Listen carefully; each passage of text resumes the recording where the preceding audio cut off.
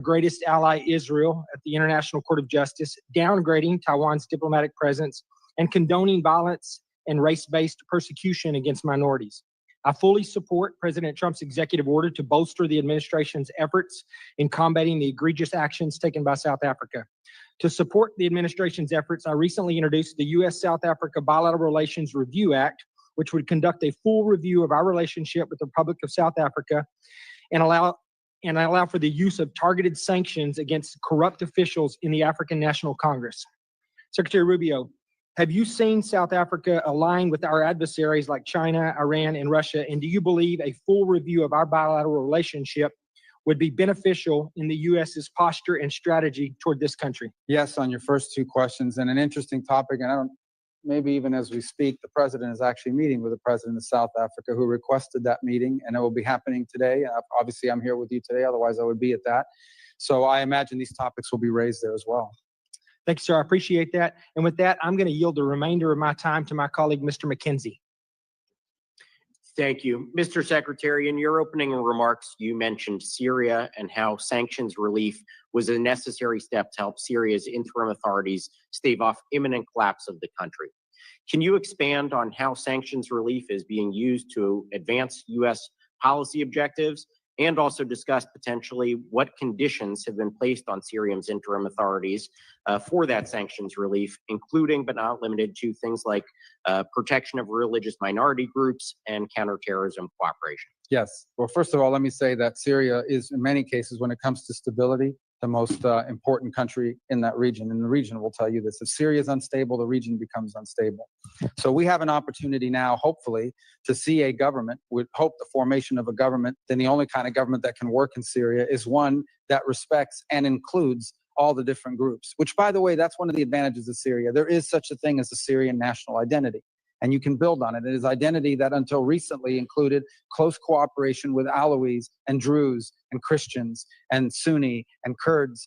It's been a society that's existed this way until Assad divided them against each other for his own purposes. A civil war broke out, ISIS erupted, foreign fighters poured in, and all kinds of instability ensued. So what we have now is a transitional authority led by some people that frankly have troubling previous histories. That said, they have said they have no interest in war with Israel. They have no interest in becoming a playground to export revolution. What they want is to build a country. That is what they are claiming, and that's what we're willing to help them do. That's what they're serious about doing. So what sanctions relief, as has been proposed by the president, allows immediately is for partner nations in the region to be able to provide them the aid they need to do things like provide a government, provide municipal services, improve their telecommunication systems, all the sorts of things you need to build a nation state, and show the people of Syria there's a path forward towards progress. Our belief is failure to do that will quickly devolve into civil war. ISIS will grow in strength and power. Pro-Iranian groups that are being fomented will increase their activities to destabilize.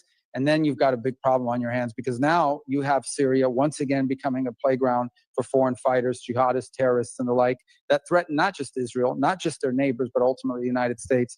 I will say why it furthers national interest. Again, this is not going to be easy. No one should pretend this is going to be easy because it's not. But if Syria could somehow be stabilized now and for the foreseeable future, what it would mean for Lebanon, what it would mean for Jordan, what it would mean for Israel, and what it would mean for the broader stability of the region is extraordinary. It is a historic opportunity we hope comes to fruition. We're going to do everything we can to make it succeed. We hope that it does. But it does have to be conditioned on them continuing to live by the commitments I've just outlined that they've made verbally. Now we need to see it in action. Thank you, and I yield back. Chair recognizes Representative Liu. Thank you, Mr. Chair. Secretary Rubio, thank you for being here today. As a member of the legislative branch, I don't have a special exemption to violate the law. You would agree with me, wouldn't you, that in America, no one is above the law? Of course. Okay. And in our system of government, it's Congress that makes the laws, the executive branch that executes the laws, and the judicial branch, when there's a dispute, that says what the law is. Is that right? Within the context of separation of powers, yes. Okay. And the reason that due process is so fundamental to America is before we put the entire weight of the federal government and snatch someone off the street, we might want to ask, hey, do you have something to say about that? Might we have the wrong person? And in the case of Mr. Garcia, the Trump administration admitted in court that they mistakenly deported him to El Salvador. The Supreme Court in a 9-0 decision said the Trump administration has to facilitate getting him back. Do you believe the administration has to follow that Supreme Court order? Well, I don't believe he was wrongfully deported. He's a Salvadorian citizen. That's not my illegally in the question. Do United you believe States. the Trump administration has to follow the Supreme Court 9-0 unanimous decision? Within the context of separation of powers. Okay. No court can tell me how to conduct foreign policy. They can't tell me what I have to say to a president of another country, nor do I need to tell them what I told the president of another country, because I can't I'm conduct just asking you, do you believe the Trump administration has to follow the unanimous Supreme Court I believe we decision? are following it. Okay, so my next question is, what steps have you or the State Department taken to facilitate the return of Mr. Garcia, who was mistakenly deported to El Salvador? The conduct of our foreign policy is an executive function, and how I conduct I'm it, just I don't need to asking share you. with you. Well, let and me I ask you this. share with the court. Have you or the State Department taken any steps to facilitate? We've taken the steps, but I'm not going to tell you what they are, and I don't have to, because we conduct the foreign policy of the United States, and I can't conduct diplomacy with a And foreign so- leader if I come to committees and tell you what they said to me, Right. what I said to them, And you, and more certainly a now, court can't tell so me to say you that have either. taken steps to facilitate Mr. Garcia's return. We've made those. and- We've made that assertion, and we've made those assertions in court, and All right, we've thank complied. you. I appreciate that. I'd like to ask you now about Ukraine. On August 24th, 2022, you tweeted the following. In the past 6 months since Putin's criminal invasion of Ukraine, Ukrainians have shown incredible bravery and strength as they fight to defend their homeland. On Ukraine's Independence Day, the free world applauds their courage and celebrates Ukraine's sovereignty. And then also in 2022, you said the people of Ukraine are tough people who will never accept being ruled by Putin.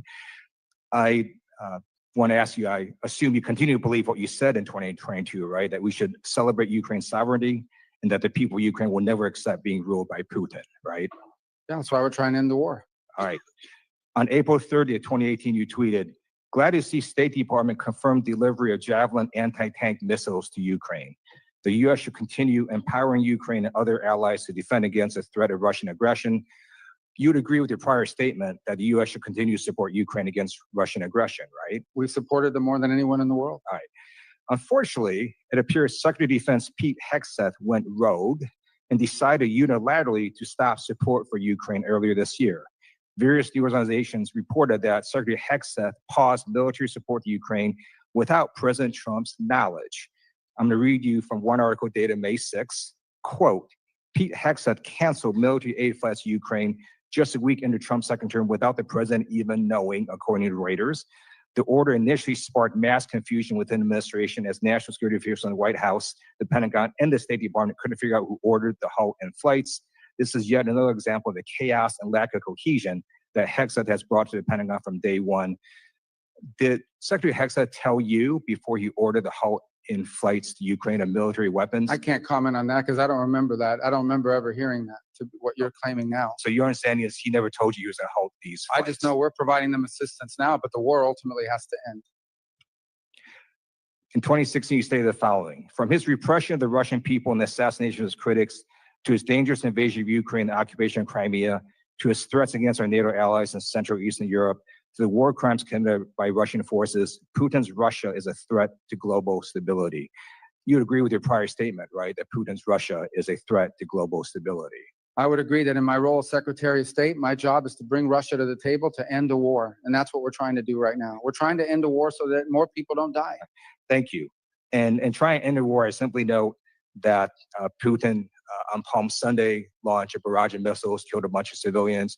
Right before his conversation with Trump recently, he launched a bunch of missiles, killed a bunch of civilians.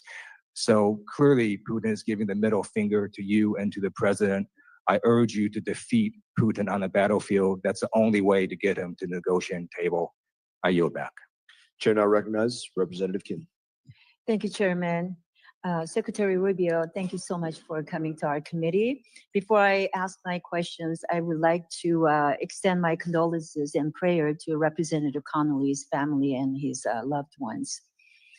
The president has said repeatedly that economic policy is foreign policy, and he's matching that statement with his actions, from $100 billion in the investment in the United States from TSMC and reshoring of more than $55 billion in private sector investment commitments to the recent historic trade deal with the UK and successful tariff negotiations with more than 50 countries. I agree. that economic policy is foreign policy, and I strongly believe that the State Department should be equipped with a robust economic toolkit to secure greater market access for American businesses and protect them from predatory foreign competition. But unfortunately, the department's economic statecraft policies, of which my subcommittee on East Asia and the Pacific had recently had a hearing on this issue, that in recent years it has not been effective in meeting those goals and ensuring U.S. leadership on the international stage. So, Secretary Rubio, what do you think has prevented the department from producing results that Americans desire, and what additional tools are needed to implement the president's commitment to make economic statecraft focal point of our foreign policy? Well, you've asked one of the questions that's critical to our reorganization. That's why it's so important that even economic affairs be prioritized at the level of the embassy and the regional bureaus, because again, the economic opportunities may vary from region to region. I would say one of the issues that's held us back is on energy. It is by far the number one need around the world, not simply because you can't develop an economy without energy. You can't even keep pace with the transformation of our economy without energy. AI alone will consume in its production both of semiconductors and ultimately of the equipment required for AI. AI alone will require a consumption of energy far beyond what the world is capable of generating today. The countries that are going to succeed and win in the race on AI and higher technology are the ones who can produce reliable, affordable energy over a sustained period of time and at sufficient loads. And so countries all over the world need more energy. And that's been held back by the fact that we're telling people you can have energy, but it has to be windmills and solar panels. We have to be able to use things like LNG, like nuclear energy and others. And we're open to other things. Hydroelectric is very viable in some places not much. But I think energy has to be at the core of our economic opportunities, because countries around the world are asking for it. Thank you, Secretary Rubio. I want to talk about another issue that is very important to me and to you. When you're in the Senate, you are the lead Senate champion on the North Korea human rights reauthorization bill, of which I am trying to champion on the House side. The critical legislation calls for appointing a special envoy on North Korea human rights. So we want to make sure that that position is not left vacant. So can you talk about if you have plans to appoint someone to fill that position for North Korea issues? It's very important to me. Yes, and obviously that's going through the process of presidential personnel for the appointment process to find the right person, make sure the vetting is cleared, and so forth. We've prioritized initially appointments of assistant secretaries and other Senate confirmed positions. I know all of you would want to see more government officials appearing before you. We've got to get them confirmed by the Senate. We've just now begun to make some progress. I got a deputy 2 months ago. We just got another deputy for management just a few days ago. And we're hoping this week we'll get some more of those Senate confirmed positions. So we're working through it. But obviously our intention is to have someone as the statute requires. And make sure that the advocating for North Korea human rights issues becomes on the top burner of the issue. Thank you so much. I'm going to yield the balance of my time to Rep. Hollen from Guam. Thank you. Mr. Secretary, just we've got about a minute here. Just elaborate a little bit more. I'm really interested about the your approach, diplomacy approach for local U.S. economics and local government investment, especially in the Indo-PACOM area, and giving some money back to the government there. We have a Guam Economic Development Authority, which will be really helpful if they were part of this. Please expand. We have a unit that deals with subnational diplomacy, which of course this would become a priority for them as well. And again, I hate to be a broken record on this, but it's just another example of why driving policymaking from these global functional bureaus down to our regional bureaus and or embassies and our regional presence will allow us to identify unique opportunities, whether it's in the Pacific region or in some cases other parts of the world. It allows these issues to be highlighted and us to move quickly on actioning it. Thank you, Mr. Chair. Yield back. Thank you. Chair recognizes Representative Jacobs. Thank you, Mr. Chairman. Mr. Secretary, I want to turn to the war in Sudan. This is, as you know, the world's largest displacement and humanitarian crisis. 500,000 people are facing famine. I saw firsthand the suffering when I visited Sudanese refugees in Chad. Earlier this year, and again yesterday, you reiterated that the Rapid Support Forces, a militia, is committing a genocide in Sudan. Is that correct? And we're very concerned about what both sides are doing, frankly, but the RSF in particular. Correct. I agree with that. You also said as part of that, that all of our engagement with the UAE, we need to raise the fact that they are openly supporting an entity that is carrying out a genocide. And yet, President Trump continues to arm the UAE. In fact, he just blew through Ranking Member Meek's congressional hold on over $1 billion in arms sales, ignoring this committee's longstanding role as an independent check on major arms sales. And we can have a policy debate here about the merits of continuing to arm the UAE or not, despite this genocide. I had that same conversation with Secretary Blinken. But actually, I want to talk about the events that led up to that decision. So on April 30th, the Trump Organization, which Donald Trump still owns, unveiled plans to build an 80-story Trump Tower in Dubai. Then on May 1st, Trump's crypto company, World Liberty Financial, secured a $2 billion deal with an Emirati company with deep ties to the government. And only 11 days later, on May 12th, your department notified our committee that it would ignore Ranking Member Meek's holds on UAE arms sales. Secretary Rubio, we have a president who is personally profiting from a deal with a foreign government-backed company at the same time he is selling lethal weapons to that same government. Isn't that a clear conflict of interest? I think no matter who was president, they would have to deal with the UAE. We have to. There are members. That's not my question. We can have a policy debate about how we should engage with the UAE. They're I making just claims visited about there a corruption, few and I'm weeks ago. answering that any president in the United States, I don't care who the president is, would have to deal with UAE. They're a member of the Abraham Accords, number one. They've been incredibly cooperative on a bunch of other issues. We don't agree with them on 100%. We have concerns about some of the things they do, but this is called the balancing of foreign policy. Secretary It is in Rubio, our national interest to have a good relationship with the UAE, despite the fact that there are things we do we don't like. Secretary Rubio, I don't disagree with you. I just visited the UAE a couple weeks ago and had these very same conversations there, but I don't think this is a complicated question. President Trump is personally profiting from a deal with a foreign government while selling weapons to that same government who is enabling a genocide. Policy aside, are you really saying you don't think this is a conflict of interest? No, you're making claims. The president's family owns a business and they can conduct business anywhere in the world they want. The president's never once raised business deals in UAE when talking about it. Any president would have to have a relationship with the UAE. Secretary Rubio, the that's previous just silly. administration had one too. President Trump has retained his ownership of these companies. And I have an image right here from World Liberty Financial's website.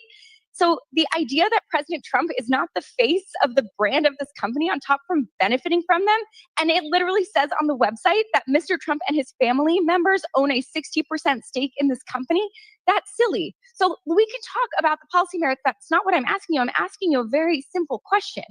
Do you believe it's a conflict of interest to have a president personally profiting from a deal with a foreign government while selling weapons to that same government who's enabling a genocide? I don't accept the premise of your question. I think this has nothing to do with personally benefiting from anything. This has to do with the fact that in order to conduct foreign policy in the Middle East, you're going to have to deal with the UAE. Mr. Secretary, this is a clear conflict of interest, and anyone with any common sense can see that.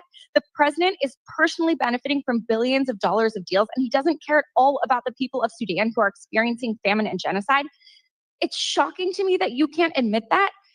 It's clear that you seem more concerned about staying in Trump's good graces than sticking up for human rights and American values that you once were a champion for. With that, I'm going to yield the remainder of my time to Representative Olszewski. Well, you make these claims about staying in good graces. You accuse people of being reclaiming my time, corrupt. Mr. Chairman. Thank you, Mr. Secretary. I We have to appreciate do a softball UAE. for you, yes or no, since I don't have a lot of time, and I appreciate it. The chairman gives me a few seconds back. Softball for you. Would you, yes or no, as Secretary, find it outrageous for you to solicit or accept a $200,000 Rolls Royce from a foreign government for personal or State Department use? That offer's never been made to me. Yes. So you would reject that offer? The offer of a Rolls Royce? Yes. I don't understand the purpose of that You question. would. That's a silly question. The fact that you can't answer the question, I Mr. just Secretary, answered. I said it's silly. silly because you would accept it or not? Of course not. Who would accept it? But no Well, one's then giving- I think you should But what are maybe you perhaps, equating that to? Mr. Secretary, reclaim my time. I think you are an honorable man by most accounts, but the man that you work for doesn't. And the fact that he is soliciting and accepting a $400 million plane is problematic. And you should know about it. It came up in a Senate hearing. You should read about it, add it to your reading, because it is problematic for foreign policy. It adds to the corruption that my colleague just said. And I hope you speak out against it. Thank you. Chair now recognizes Representative Huizenga. Thank you, Mr. Chairman and Secretary Rubio. Good to see you again. I'm going to try to quickly move through a couple of issues. my district consists of Southwest Michigan, including Battle Creek, where we have a large Burmese diaspora. And they have a lot of friends and family who are still back in Burma, Myanmar, that are dealing with a brutal military junta. And they are literally waging a war of terror and genocide on those folks. I have introduced a bipartisan bill, HR 3190, the Brave Burma Act, to target the military junta's revenues, specifically implementing full blocking sanctions on Myanmar oil and gas enterprises, Myanmar Economic Bank, the MEB, and entities operating within the jet fuel sector, which is where they get most of their revenue. And this is the same question I asked Secretary Bessent. Are you willing to work with us in my office to implement this particular? Well, yeah, absolutely. I mean, if you pass legislation, it's our job to implement. Right. I appreciate that. I want to move on. I had in my subcommittee, I'm in South Central Asia subcommittee, but I'm also dealing with the R family of State Department as we're doing this reauthorization. And a couple of weeks ago, we had a hearing where specifically implementing full blocking sanctions on Myanmar oil and gas enterprises, Myanmar Economic Bank, the MEB, and entities operating within the jet fuel sector, which is where they get most of their revenue. And this is the same question I asked Secretary Bessent. Are you willing to work with us in my office to implement this particular? Well, yeah, absolutely. I mean, if you pass legislation, it's our job to implement. Right. I appreciate that. I want to move on. I had in my subcommittee, I'm in South Central Asia subcommittee, but I'm also dealing with the R family of State Department as we're doing this reauthorization. And a couple of weeks ago, we had a hearing where we had the Truth Czarina, Ms. Jankowicz, participated in. And we know that the CCP has been pouring billions of dollars into propaganda and censorship around the world. And I'm actually introducing a bill, Restoring American Freedom Act, that would codify the Trump EO on censorship. But I want to know, what is your strategy to push back on China, defend literally speech and the truth? Well, I think the first thing is that we need to be strong defenders of free speech everywhere in the world, and anywhere in the world where it's being threatened, including, sadly, parts of Europe, where we're seeing truth and we're seeing free speech now being endangered. The second point I would make about it is, and we've done this in our own department, you know, we had an entity in our own department, the Global Engagement Center, that was involved, frankly, in identifying Americans. Then they would pass this information on to these NGOs that were not part of government, and they would use them to then target Americans to try to silence them or brand them or harass them. The State Department should not be engaged in that, and we closed that center. That was going to be my follow-up. These are going to make sure that that's not happening. That's the idea of codifying the Trump EO, which is why I'm moving forward on that. Real quickly, Mr. Burchett, back over here, was talking about Afghanistan, and his bill, which is a report bill, I think goes hand in glove with a bill that I've introduced, which would require a restriction of all U.S. tax dollars that are being paid in Afghanistan for things such as fees and fines and taxes. I mean, U.S. taxpayers paying taxes to the Taliban in Afghanistan. And so I'd love to, if you want to make a quick comment on that, about a necessity to end that. I think this is something that we need. Well, we have, at the president's direction, we've ended virtually, if not all, of the aid programs that would fall in the hands or benefit the Taliban. Beyond that, there may be some other ways in which they're collecting funds that may require statutory authority to do. And so we would welcome that. Great. And we'll follow up with your team on specifically that piece of legislation. At this time, I want to recognize Mr. Zinke for the remainder of my time. Thank you, Mr. Chairman. Mr. Secretary, great always to see you. I have deep concerns about our ability to provide effective and timely military capability to our allies through the FMS program. I find myself the chair of a working group, and it is probably worse than both of us have thought. It's in need of reform. I'm glad to say it's a bipartisan effort both sides are working on. And Mr. Secretary, I just need your commitment that you will prioritize this, because with the president's recent trip to the Middle East would suggest there's a lot of FMS that's coming our way, and we're not in a position to make sure that we fulfill the president's objectives in that. So I just need your commitment, sir, that you'll help us and spend some time with us to wander through this and get it fixed. Yes, it's among one of our leading priorities of reorganization and reform. Is to reform that process to move quicker and moves faster. We get so many complaints. Every bilateral engagement we have is someone complaining about some sale or even a financing deal that was been in place for 5 years and has not yet been delivered or has not yet been approved through the process. So we've got to reform that system. And frankly, the other impediment we have with foreign military sales is our industrial capacity to build munitions quickly enough to deliver for our own needs, but also for the commitments we've made to our partners. So that needs to be improved, and that can be improved if we have a faster system that's delivering on these contracts. I would agree. And I would say our military supply system in this country would not exist if it wasn't for foreign military sales. So with that, thank you for serving Thank again. you. I appreciate you being here. Thank you. Joan yields. Chair recognizes Ms. Sherfus McCormick. Thank you, Mr. Chairman, and thank you, Secretary Rubio, for being here. My question is about Jordan. Jordan's a close U.S. partner and continues to struggle with economic challenges and lingering extremist threats. Furthermore, the global assistance freeze continues to have a negative impact on Jordan, despite the administration's granting several waivers for military assistance, as millions of dollars for economic assistance remain suspended. This is not only impacts Jordan, but also the security of Israel. A weakened Jordan means a weakened Israel. Jordan has also been a leader in getting humanitarian aid to Gaza. What is the status of U.S. economic assistance to Jordan, including the already congressionally appropriated funds? When it comes to Jordan, the remaining issues in the economic space for them, because they were initially exempted from even the freeze. And there was, however, a holdup on a number of programs involving water, particularly desal. And we have approved those. There were 2 that were somehow not moving through the system. Those have now been approved. And I think very shortly, if not this week, early part of next week, we should see that program flowing. We've been in close touch with the Jordanians on it. It's been a source of frustration for them and frankly for me, but ultimately we're going to get all those programs online if they're not online already.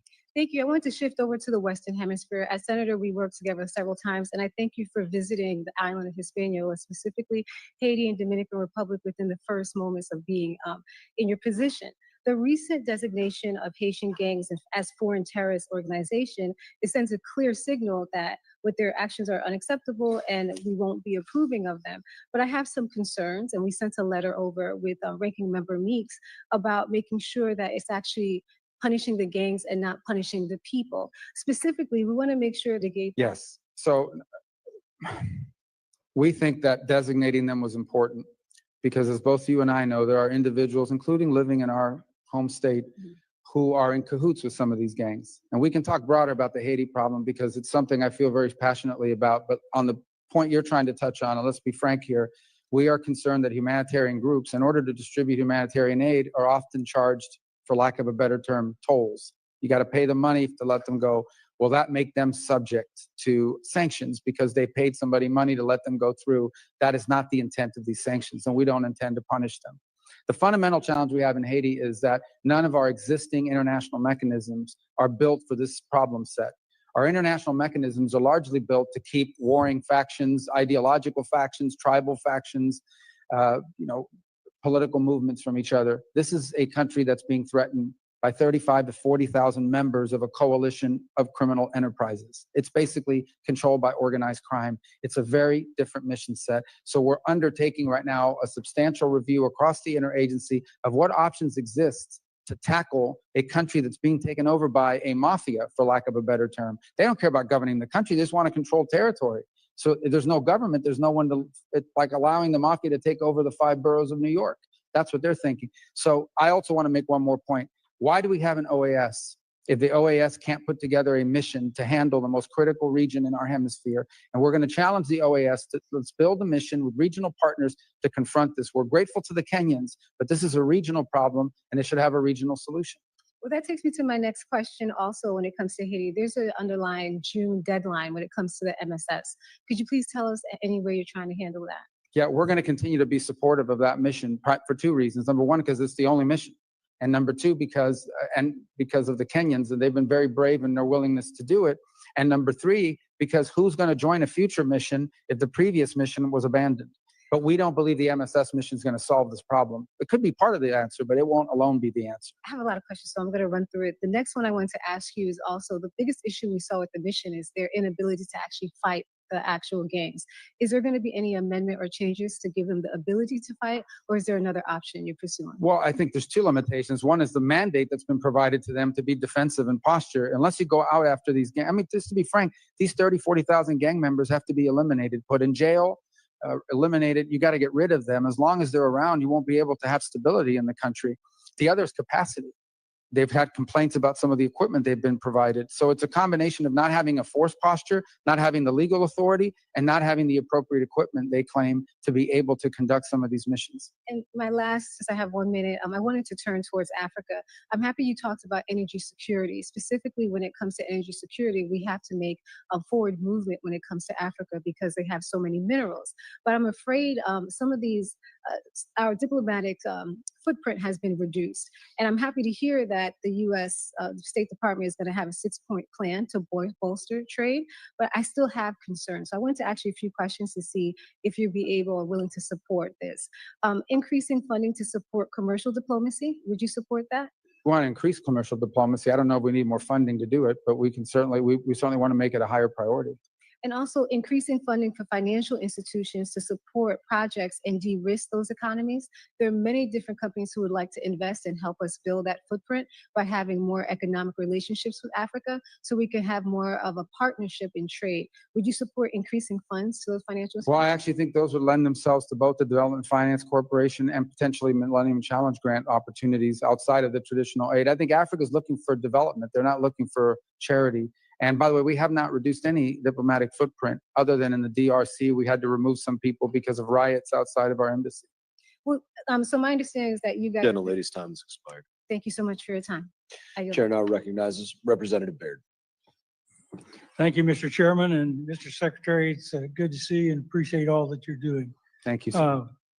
But my question is going to focus on China. You know, they've spent over 2 decades expanding their economic and political influence across Africa, and so becoming the continent's top trading partner and a dominant force in sectors that I think are critical to the United States interests, particularly in agriculture and critical minerals. So I guess I'm just to ask you, Levin, you covered part of that in your last answer, but I really want to know what part agriculture can play in advancing the U.S. political influence, economic partnerships, and national security in the face of China's growing presence. Well, I think the one point that I would make is, are there opportunities for us to improve the agricultural capacity of many of our partner nations, including in Africa? There's certainly things you can export, and in some markets that would make sense. But we are looking for opportunities to leverage both technologies and advances to allow more productivity in the agricultural sector. And that's what these countries want, particularly in Africa. What they will tell you repeatedly over and over again is they're not interested in aid, they're interested in development. They want our assistance to develop and to develop capabilities. And we do think that there are advances in agriculture. And it's one of the things we've worked and increasingly working with the Department of Agriculture on is how can we get some of our best practices, some of our scientific innovations that have been advanced by our agricultural sector in the United States, and provide them as perhaps in partnership with some of these nation states so that they can improve their own native homegrown agricultural capabilities. We think that would be a huge advantage to many of these countries, and many of them expressed interest in being a part of that sort of consortium. I couldn't agree with you more. I think they have the resources that I'm talking about, the land and some of the other resources that are necessary for agriculture, but they just don't have the understanding of the technology that's used in agriculture today. So very good. So how can the restructured Department of State reassert American leadership in Africa, particularly through strategic investment? You were talking about investment early with the investment fund. So yeah. So what we would look to for our missions on the ground at the embassy level and ultimately through the regional bureau is for help us to identify, because in every particular country, the opportunity is going to look different. And so as an example, we're still engaged in the DRC Rwanda negotiations, and our hope to we've gotten them to the table to sign a memorandum, but we hope they ultimately will cut a peace deal. But part of that is the ability to have American companies go in and in an ecologically responsible way, allow the country to benefit from its mineral rights and from its mineral wealth. And so we want to be able to do that. So embassies would identify this opportunity. They would identify this as a priority. We would empower them to pursue it and to connect them with American companies that can help in that sector. So I think that's what the restructuring is really helpful for, is it'll allow at the individual country level for our embassies and its leadership to identify the unique opportunities that exist in one country versus another country. I think in the past, this has sort of been handled as a global thing as opposed to trying to specify it down to the regional and local level. We think we're going to get better results that way because every country is unique and every sector opportunity in every country is unique. One last question. It kind of continues on in the same vein. But as your department goes under reorganization, what steps can be taken to ensure that these programs, the research, I'm talking about research, are not only maintained but also guided by appropriate expertise, proper oversight, and a clear strategy that prioritizes measurable results and returns for U.S. taxpayers. And what I'm talking about is the investment in research and agricultural research. And I'm thinking about some of the diseases we have around the world that impact our poultry and livestock, the avian flu, the screwworm, some of that sort of thing. So we got about 46 seconds. So. Well, I think the answer to that is these programs ultimately have to be judged by the outcomes and by what they're producing. We have to, every single year, you have to ensure that the dollar you're investing is having a return on it. And if a program goes a couple years, it may have a beautiful title, it may sound really noble, but it's not producing a result or an outcome for you, not just in the agricultural space, but in any space. We have to walk away from the program, no matter what it's titled. We have a lot of programs that have great titles, but have not resulted in any measurable positive outcome for 20 years. Thank you very much. I couldn't agree with you more. Chair now recognizes Representative Moskowitz. Thank you, Mr. Chairman. First, let me extend my condolences to the Connolly family. Jerry's wit will be missed in this Congress. And so in the spirit of Jerry, let me say, Mr. Secretary, that I am deeply disappointed and find your performance as the National Archivist extremely underwhelming. And just for the record, we don't get to confirm here in Congress, but if we did, I would have voted against your confirmation as the National Archivist. That vote never happened, so. I know. I want to talk about Iran for a second, okay? I'm deeply concerned about the language that I'm seeing from the isolationist wing of the party. And I've been kind of shocked that the administration seems to be tougher on Canada, Greenland, than they are on Iran. The Ayatollah insults our president. If the language coming from the Ayatollah was coming from Canada or Greenland or the EU, the president wouldn't stand for it. Yet he allows it from the Ayatollah. Is it your recommendation? I understand that you can't guarantee what Trump would or would not do, but it is your recommendation to the president that he sign no deal that allows Iran to keep enrichment? Well, here's the answer to that question is the president has made clear that Iran will never have a nuclear weapon. He's also been clear, and I think you've seen this in statements over the weekend, for example, that Ambassador Witkoff did on television and the like, that if you have an enrichment capability at any level, you are but steps away from nuclear weapons. So I think that's why the no enrichment piece is so important. Right, of course, and that was the issues that many people had with the JCPOA, is they felt that it kept the enrichment capability along with ballistic missile capability, which Iran now has, okay, a delivery system. And so what I'm trying to figure out is, there are many players in this, and I'm going to ask about those, but is it your recommendation, should the president ask of it, I assume he would, is it your recommendation to the president that he sign no deal that keeps their ability to enrich? Yeah, he doesn't need that recommendation because he's already said that. Okay. Is it the vice president's position in your conversations with VP Vance that he also does not believe Iran should have any enrichment? Well, I'm not going to describe our conversations, but I can tell you the vice president is completely aligned with the president in his foreign policy. So that is his position then? The position that they shouldn't have enrichment. Yeah, is that the vice president? If they have enrichment, then they will have a weapon, or at least there'll be and everybody in the administration has been consistent on that. Okay, what about Mr. Witkoff? Is it his position that Iran should not be able to have any enrichment capabilities? He has said so in public interviews as recently as this weekend. That this is not an enrichment deal. What level Iran gets to keep enrichment. What they have said is if Iran wants a civil nuclear program, like they want to have nuclear energy, there's ways to do that. Other countries have done it without enrichment. That opportunity is available to Iran if they seek it. They haven't been interested in it because they want to keep enrichment. That's the crux of what we're facing here. So any deal the Trump administration is not going to look anything like JCPOA. Is that your position? The Trump administration has been very clear that Iran will not get to enrich because if they enrich, they're a threshold nuclear power. Okay. I want to shift for a second. There was just a leak that is now national news that Israel is poised to strike Iran. Where did that leak come from in the administration? Do we know what department leaked that? Is that being looked into? Well, I'm not aware of the leak that you're discussing. I'm obviously, I wouldn't discuss intelligence matters and even verify whether it's even true. I also don't think it's a mystery, though. Irrespective, I'm not talking about the leak. I'm not talking about the news story that Israel has made clear that they retain the option of action to limit Iran from ever gaining a nuclear capability. I don't think that's a mystery, but I wouldn't comment. If I had read the article, I wouldn't comment on intelligence matters, confirm or deny them.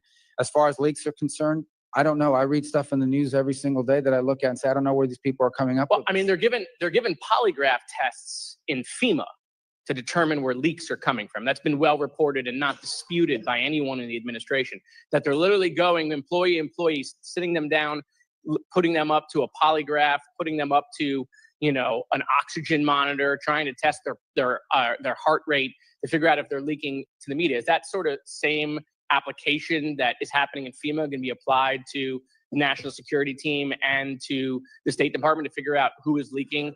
As far as I'm aware, we've not conducted any polygraph tests at the Department of State. Maybe we should, but we haven't. Okay. All right. So I just want to be clear, because there is a lot of confusion depending on the day, the week, and a lot of the reporting that's coming out. Is that any Iran deal, is it your recommendation that should go to Congress to I actually think the law requires it. If you recall, we passed legislation here a few years ago, and it requires that Congress has a right to weigh in on any deal and could actually reverse any deal. I forgot the acronym for the bill, but it was one that was passed a few years ago, and I was in the Senate when it passed. It was after JCPOA. Okay. Thank you, Mr. Chairman. I yield back. Chair now recognizes Representative Barr. Secretary Rubio, thank you for your leadership in refocusing American diplomacy towards the national interest, not just towards what might make us feel good and what might be actually counterproductive to the national interest in the name of humanitarian goals. Last year, the Select Committee on the Chinese Communist Party found that 5 venture capital firms funneled more than $1.9 billion into artificial intelligence companies that support China's human rights abuses or military modernization. At least another $1.2 billion went into the PRC's semiconductor industry. Recently, there was a $75 million venture capital investment into a Chinese artificial intelligence firm, Manus. Do you agree that controls on American investments or non-U.S. investments into the Chinese military industrial complex companies are necessary to protect our national security? Yes, and I would further say that because of the military commercial fusion in China, virtually any company that's owned and controlled under Chinese national security laws are basically extensions of the Chinese military. In February, as you well know, President Trump issued a national security memorandum titled, quote, America First Investment Policy. And that memorandum directs federal agencies to address outbound investments and targets both entities and sensitive technologies. My bill, the Fight China Act, which I introduced with Senator Cornyn, aligns with this memorandum. And this legislation builds upon my legislation in previous Congresses that authorized OFAC to impose SDN sanctions on CMIC companies. Do you agree that this new bill that Senator Cornyn and I introduced that has an approach that not only authorizes sanctions on the Treasury CMIC list, but that also restricts investment into these clearly identified sensitive technologies, that having that supplement to legislation is important to get at these non-listed projects in China? Yeah, I haven't seen the bill, but I think the concept you're outlining is in full alignment with the president's executive order, and that is to both look at individual companies they're being invested in, but also specific technologies at the cutting edge in particular, and especially those that have applications that could be contrary to our national security if in the wrong hands. And certainly the Chinese Communist Party would be the wrong hands. Yeah, I'm concerned that if we rely exclusively on entity lists, that we're going to be missing venture capital and private equity investments in non-public companies in China that nevertheless threaten our national security. If they can go on a list for clarity, great. And I want a red light, green light approach to provide the private sector with clarity and certainty.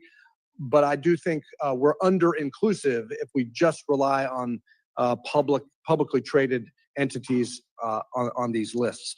Let me ask you a question about the border work, Secretary Rubio. How is it, obviously you've had great success, border crossings are down by 95%, 65,000 dangerous illegal immigrants, including 2,288 gang members from Tren de Aragua, MS-13 and other gangs have been arrested. How is it that after only 4 months in office, we've seen President Trump retake operational control of the border and return these criminal migrants to their countries of origins when the previous administration told the American people time and time again, we had to have comprehensive bipartisan immigration reform? Their hands were tied. Because under the previous administration, it was abundantly clear that if you got into this country, your chances of being able to stay were very high, whether you got in illegally or legally. Under the current administration, it's clear that if you get into this country unlawfully, you're going to be removed the way the law requires. It's entirely incentive-based. And the truth of the matter is what we faced over the last few years is not illegal immigration. We've had illegal immigration throughout our history, and every country in the world faces it. What we've had is mass migration. We've had it here, we've had it in Europe, but we've had it here, a mass migration event, which is dangerous and frankly, nothing humanitarian about mass migration for the migrants who are often abused along the way. And so the message has gotten out that we're no longer going to allow you to stay if you enter illegally through some legal maneuver. Once you arrive here, you say magic words, you immediately kick off the asylum process, and you're going to get to stay for an indeterminate period of time. And once it became clear that that was no longer the case, the incentive to come was dramatically reduced. And as a result, you've seen the border crossing numbers, which have given us the most secure border in our lifetime. Well, it's pretty clear that it wasn't legislation we needed. We needed a new commander-in-chief and a new Secretary of State, and we appreciate and applaud the great work that you all have done. My time has expired, so I will yield back. Chair recognizes Representative Jackson. Thank you so much, and we acknowledge that we miss our dear colleague, Conley. Thank him for his years of service. Mr. Speaker, it was 39 years ago. Here in Washington, D.C., I was arrested while protesting against the apartheid government in South Africa's white minority that had a non-minority white for the greater part of the latter half of the 20th century held captive, if you will, in bondage, which sanctioned racial segregation and political and economic discrimination against its Black citizens. I believe your policies on South Africa at this point in your career are wrong, precisely because either you do not understand the history of the country or you have grown indifferent. And I beg that you go to your higher nature. That being said, I want to ask you about President Trump ending U.S. government support for diversity, equity, inclusion, and accessibility that promotes fairness in hiring and helps make our national security workforce the strongest it can be. In the name of advancing an anti-woke agenda, he has given himself permission to break the law, attacking congressionally mandated efforts that have enjoyed bipartisan consensus for decades. I believe not only in diversity is our strength as a country, but in fact, our workforce does not reflect our population, then it merits an inquiry into what are the impediments that are leading to that outcome. Would you agree with that latter statement, that diversity is our strength? I think unity is our strength. Okay, That well, we're a diverse furthermore, nation is while important. but those unity is words our you would strength. think that they were mine, they actually are recorded from you in your Senate hearing in July of 2022. Further, do you believe that following the law is important? Yes or no? We follow the law every day.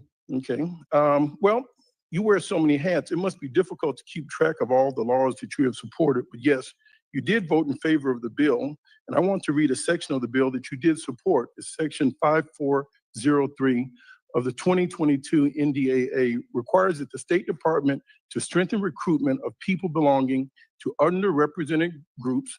I know Mr. Trump has asked you all not to say that as cabinet officials, and I hope you have the guts to tell the president on some matters he is simply wrong. Mandating outreach to universities, employees affinity groups, and expanding paid student internships are among the actions. So I would like to know, do you stand by strengthening diversity within the ranks of the State Department?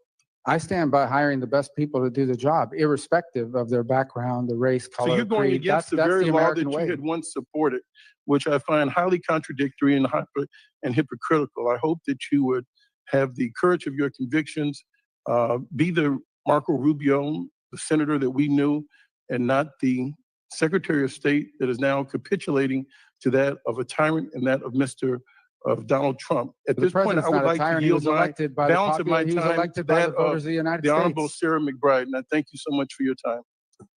The president was elected, as far as I recall. I've yielded my Thank- time, sir. Thank you, Representative Jackson. Thank you, Mr. Secretary, for joining us. We've talked a bit about the administration's proposed almost 84% cut in the international affairs budget, not just the USAID budget, but the international affairs budget, which includes the State Department. But I want to hone in on one line in particular, which is a 71% cut in the account that includes international disaster assistance. Now, we got a glimpse into what this reality would look like if this budget was implemented back in March, when the administration, when the US's response to a devastating earthquake in Burma was dwarfed by China's response. I think China's response was about 15 times greater than our response. Now, after that, we sent a letter to you that unfortunately we did not get a response to, asking several questions about the administration's decisions to essentially turn our back on the people of Burma. Now, as you said, foreign assistance, including international disaster assistance, is not a charity. It's a strategic investment. And when we were not there in Burma, it allowed China to fill the void. So I guess my question is, did you advise the president then, or are you advising the president to make decisions that pull the United States back from the world stage and allow China to play the good cop, eat our lunch on the international aid stage, and increase China's soft power? China spends even now a fraction of what we spend on foreign aid. It's not even close. It's a laughable difference. As far as Burma, the reason why we did respond to Burma, the problem is that the junta there hates us and they're pro-China, and they were still bombing their own people right after the event happened. As you, as a senator, Time has expired.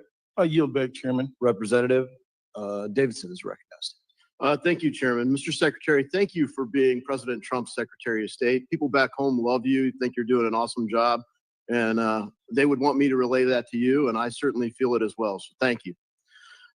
Secretary Rubio, Ukraine has been one of the largest recipients of U.S. foreign aid. We've given Ukraine well over $200 billion in aid since the war began, since Russia invaded them, and I've voted against all of it. Despite Zelensky's claims that, quote, when it's said that Ukraine received $200 billion in support to the army during the war, that's not true. We received about $76 billion. It's significant aid, but it's not $200 billion. You know, Mr. Secretary, I actually am concerned that President Zelensky is right. You know, as I chair the Committee on National Security and Illicit Finance, I'm highly concerned that there's a lot of illicit finance there. Frankly, Republicans tried hard in the Senate and in the House to get a special inspector general there. But when you see things like that, there's a lot of concern. We know the previous administration wasn't following the money. Will you commit that you're following the money, and can you give us an update? Yes, obviously, all of our aid is going to be analyzed. We have inspector generals. We have a particular inspector general on that account that will look at all of that spending. And if we ever identify misappropriation or movements around, then we will certainly address it. But I think the broader point, and is the one you make, is that we've provided extraordinary amounts of assistance to Ukraine, but this war now has to come to an end. There is no military solution to this war. It only ends in a negotiated settlement. And the sooner it ends, the less people are going to die, the less money is going to be spent, and the less destruction there's going to be. And that's the president's number one priority: end the war once and for all. For 3 years, no one did anything to end it. And he is doing more than anyone ever has. And he's the only one in the world that can. Now, obviously, it'll take two sides to agree to it. But the president has expended and we should be very proud that we have a president that's pursuing peace and not new wars. I introduced the Define the Mission Act when they first went to war, because normally that's what you do first. Tell me what you're trying to accomplish, and then I can tell you whether I agree with the kind of resources you're asking for. We never could pass that. We never got a clear answer from the previous administration. So thank you for leading this effort on behalf of the president to define the mission, that we will help secure a peace. And one of those big steps was a minerals deal. I want to be clear that that agreement on minerals with Ukraine doesn't include security guarantees, does it? There are no military guarantees, correct? Yeah, thank you for that. And I just want to turn now, as the founding chairman of the Greenland caucus, to another area where we have the opportunity to talk about minerals, not just Arctic security, but Arctic opportunity, in a place where maybe it would make sense to include security guarantees. Can you give us an update on the administration's thinking about Greenland and the importance of that relationship? Well, the administration's view is twofold. Number one, we respect the sovereignty and self-determination of the people of Greenland, and whatever they decide they want to do and what direction they're going to go. And number two, that Greenland is critical to global security because of its location, its geopolitical importance. That is not new. That has been known and that has been viewed for a very long time. It's why we've had a military presence there since before World War II, but certainly since then and during the Cold War. It is located in a part of the world in the Arctic region that we believe is going to become increasingly important in terms of global security. And we don't want to see Greenland fall under the influence of China or Russia or any other potential adversary. We want to ensure that it remains safe and it's strategically important. And that's his primary view. He views it as critically important to global security. Yeah, it's well said, Mr. Secretary. Thank you for that. And our caucus would love to work with you and the State Department and whomever you designate to work with on Greenland issues in particular. We've been in touch with people there, people in Denmark, and really look forward to helping from the legislative perspective support the administration's objectives there. You highlight China, and they are working with Canada and the European Union to really counter what the U.S. and the administration are trying to do. And I'm really concerned about that relationship with China. I think one of the cornerstones of American strength is the power of the U.S. dollar as the world's reserve currency. As we talk about stable coins and the future of money, China is trying to counter that. Could you talk about the future of money and the role of China? Well, obviously, China is trying to create an alternative world order that they dominate. And we obviously are not in favor of that and will not allow that to happen. And one of the best things that we can do is get our own fiscal house in order. Yeah, well said. You know, I think the future of money is one of the most important debates that we're having. China has implemented an Orwellian central bank digital currency. They're trying to impose that in the United States. And unfortunately, they have allies, people in our own government that want to build a central bank digital currency, link it to digital ID. I will submit that we are not going to counter China by being more like China. And I think, you know, the administration for leading with that, saying we're not going to embrace a central bank digital currency here and working to bolster the strength of the dollar as the world's reserve currency. Thank you. My time's expired, and I yield back. Recognize Representative Stanton. Thank you very much, Mr. Chairman. Before I make some remarks, I just want to say, as was said earlier, Jerry Conley, who we lost today, a great member of this body, a passionate advocate for the people of Virginia, particularly public servants working in the federal workforce. He was a mentor to so many of us who came into Congress after he started, and just one of the greats, and he will be missed dearly. Mr. Secretary, thank you very much for being here today. In 2016, you warned, quote, "The world without American engagement is a world none of us wants to live with," unquote. I couldn't agree more. And I bring it up today because the threat from China has grown, not just due to global shifts outside of control, but because of political choices by this administration. Short-term moves with no thought for long-term consequences. The Chinese Communist Party has spent years claiming America is too divided to lead and too unstable to trust. When you became secretary, many of us hoped you would help lead the fight to combat this propaganda, because that's exactly what you did so well serving in the United States Senate. For example, Mr. Chairman, without objection, I'd like to submit for the record the August 2023 op-ed written by then Senator Rubio on this very subject. Without objection. Secretary Rubio, in this op-ed, you wrote that strong, credible deterrence against Beijing is the best way to keep, quote, far-flung controversy from impacting our way of life. You added, quote, "If there's even a hint that the United States will not honor its security commitments, it will encourage Beijing to engage in more hostility to test our resolve." I thought your framing was especially smart here because you weren't just warning about policy. You were making the case for credibility. And I couldn't agree more with then Senator Rubio. But here you are today as Secretary Rubio presenting a very different record. As Secretary, we've seen you defend or be complicit in reckless foreign policy that Senator Rubio once warned against, like strategically incoherent tariffs that alienate our allies, alliance-breaking decisions that weaken our national security, partnership neglect that isolates us, abandoned commitments that shred our credibility, and hand China easy propaganda wins. None of this is deterring China, Mr. Secretary. In fact, my concern is that unless we course correct and fast, this administration is handing Beijing a string of I told you so moments that only strengthen their position. Look no further than the Vice President. In February, Vice President Vance took the stage of the Munich Security Conference not to criticize our adversaries, but in a rather stunning moment to attack our allies. In fact, he literally said, quote, the threat that I worry about most about vis-a-vis Europe is not Russia, it's not China, it is the threat from within, unquote. And just last month, the Ipsos global poll found that U.S. favorability fell in 26 out of 29 countries in just 6 short months. It's also the first time in the poll's history that more people now view China, not the United States, as the world's most positive influence. That's not just a perception problem, that's a strategic failure and the cost of inconsistency. Speaking of costs, these policies have also having Americans on edge as well. In Arizona, my home state, the Phoenix Sky Harbor alone, we have more than $750 million in annual exports at risk. Chip makers in Chandler in my district face increasing costs driven by the unpredictability and supply chain disruptions. At Arizona State University in my district, we rely on international students for tuition, research, and talent. They are being run off by the chaotic immigration policy that flies in the face of American values. The so-called brain drain is real, and it's tipping the balance of global innovation away from the United States. The challenge in this next century won't be fought on battlefields. It'll be the fight to shape the future, technology, trade, global trust.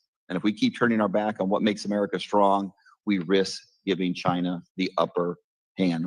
I yield the rest of my time to Congresswoman Kamlager-Dove. Thank you, Representative Stanton. Secretary, in the few seconds I have, I just wanted to go back to something you said earlier about wanting people to stop dying. And I hope that that includes our Afghan allies, 14,000 of whom were fully vetted and were ready for relocation to the United States. But that has been stopped by this administration and by you. And these are including interpreters who are actually in the foxholes with our servicemen and women helping to keep them alive. I would hope that you would stand by our allies and reverse this ban so that we can protect our national security interests and also retain credibility that we need with our allies and partners around the world. Thank you, and I yield back. Yields back. And I think you left off your list the $100 billion Taiwan semiconductor investment into Arizona. Now I recognize Representative Lawler. Thank you, Mr. Chairman. Mr. Secretary, thank you for being here. I want to thank you for your leadership in getting Idan Alexander released last week. That is a big step forward. We still have 4 remaining American hostages being held, all of whom are deceased. I just continue to encourage you and the administration to continue to lead on that front to get them home. Last Congress, we passed legislation to create a special envoy for the Abraham Accords within the Department of State. The Biden administration refused to fill that position. I know we have the Middle East envoy, but I would ask, can you commit to bringing this forward to the president so that we can get this position filled? Yes, that's in process. Thank you very much. Obviously, the Abraham Accords was one of the most consequential foreign policy initiatives under the first Trump administration. And prior to October 7th, I think we were making progress. But since obviously it has somewhat stalled, how critical long-term for peace do you believe it is for Saudi Arabia to normalize relations with Israel, and where do you see that in the process? Well, I think it would be a major development, one that I thought was moving in a positive direction until, as you said, October 7th. I think there's still a willingness to do it. Certain conditions are impediments, October 7th being one of them. But the Saudis have continued to express an interest, as have the Israelis, in reaching that agreement. In the meantime, we do have an Abraham Accords office that is actively working to identify a number of countries who have lined up and already, I think we may have good news certainly before the end of this year, of a number of more countries that are willing to join that alliance. And the last point I would make is it's also critically important that we do all we can to live up to the commitments made on the part of the United States on behalf of the countries that previously joined the alliance, be it the UAE, which is part of the effort for this trip this weekend. It wasn't some of these other nefarious purposes, is to continue to strengthen the commitments that were made to the UAE as part of the Abraham Accords, but also Morocco and other countries such as this. So I think that this is important that we continue to build on it. But you start building by ensuring the countries that are already a part of it feel like our part of the bargain has been lived up to. Agree. You were a very strong voice against the BDS movement when you were in the Senate. And as you know, there is a loophole in the current anti-boycott law that was signed by President Trump that allows intergovernmental organizations like the United Nations to pressure U.S. companies into supporting boycotts against U.S. allies like Israel. I have introduced the IGO Anti-Boycott Act to close that loophole and hold the United Nations to the same standard as foreign governments. That is already in law. Would you support closing that loophole? Well, again, like any legislation, I'd want to see it, but the concept you've just outlined is one that I think the administration will be very supportive of. Appreciate it. I know my colleague, Mr. Moskowitz, touched on the Iran nuclear framework that is being negotiated. I think we can all agree that Iran should not have a nuclear weapon, and I know you and the administration are working to prevent that. So appreciate your efforts on that. Yeah, if I could respond, Iran, while they claim to never want a nuclear weapon, if you ask them, they'd say, we're not interested in a nuclear weapon. We're just interested in enrichment. The problem is that if you can enrich at any level, 3.67 or whatever, you're 80% of the way there. All that requires now is a few months or weeks of time to get to the weapons grade. It makes them a threshold nuclear power. The Iranian position is they want civil nuclear energy. And if they want civil nuclear energy, meaning they want nuclear electricity for their country, nuclear generated electricity, there is a pathway to doing that. Multiple countries around the world do it without an enrichment capability.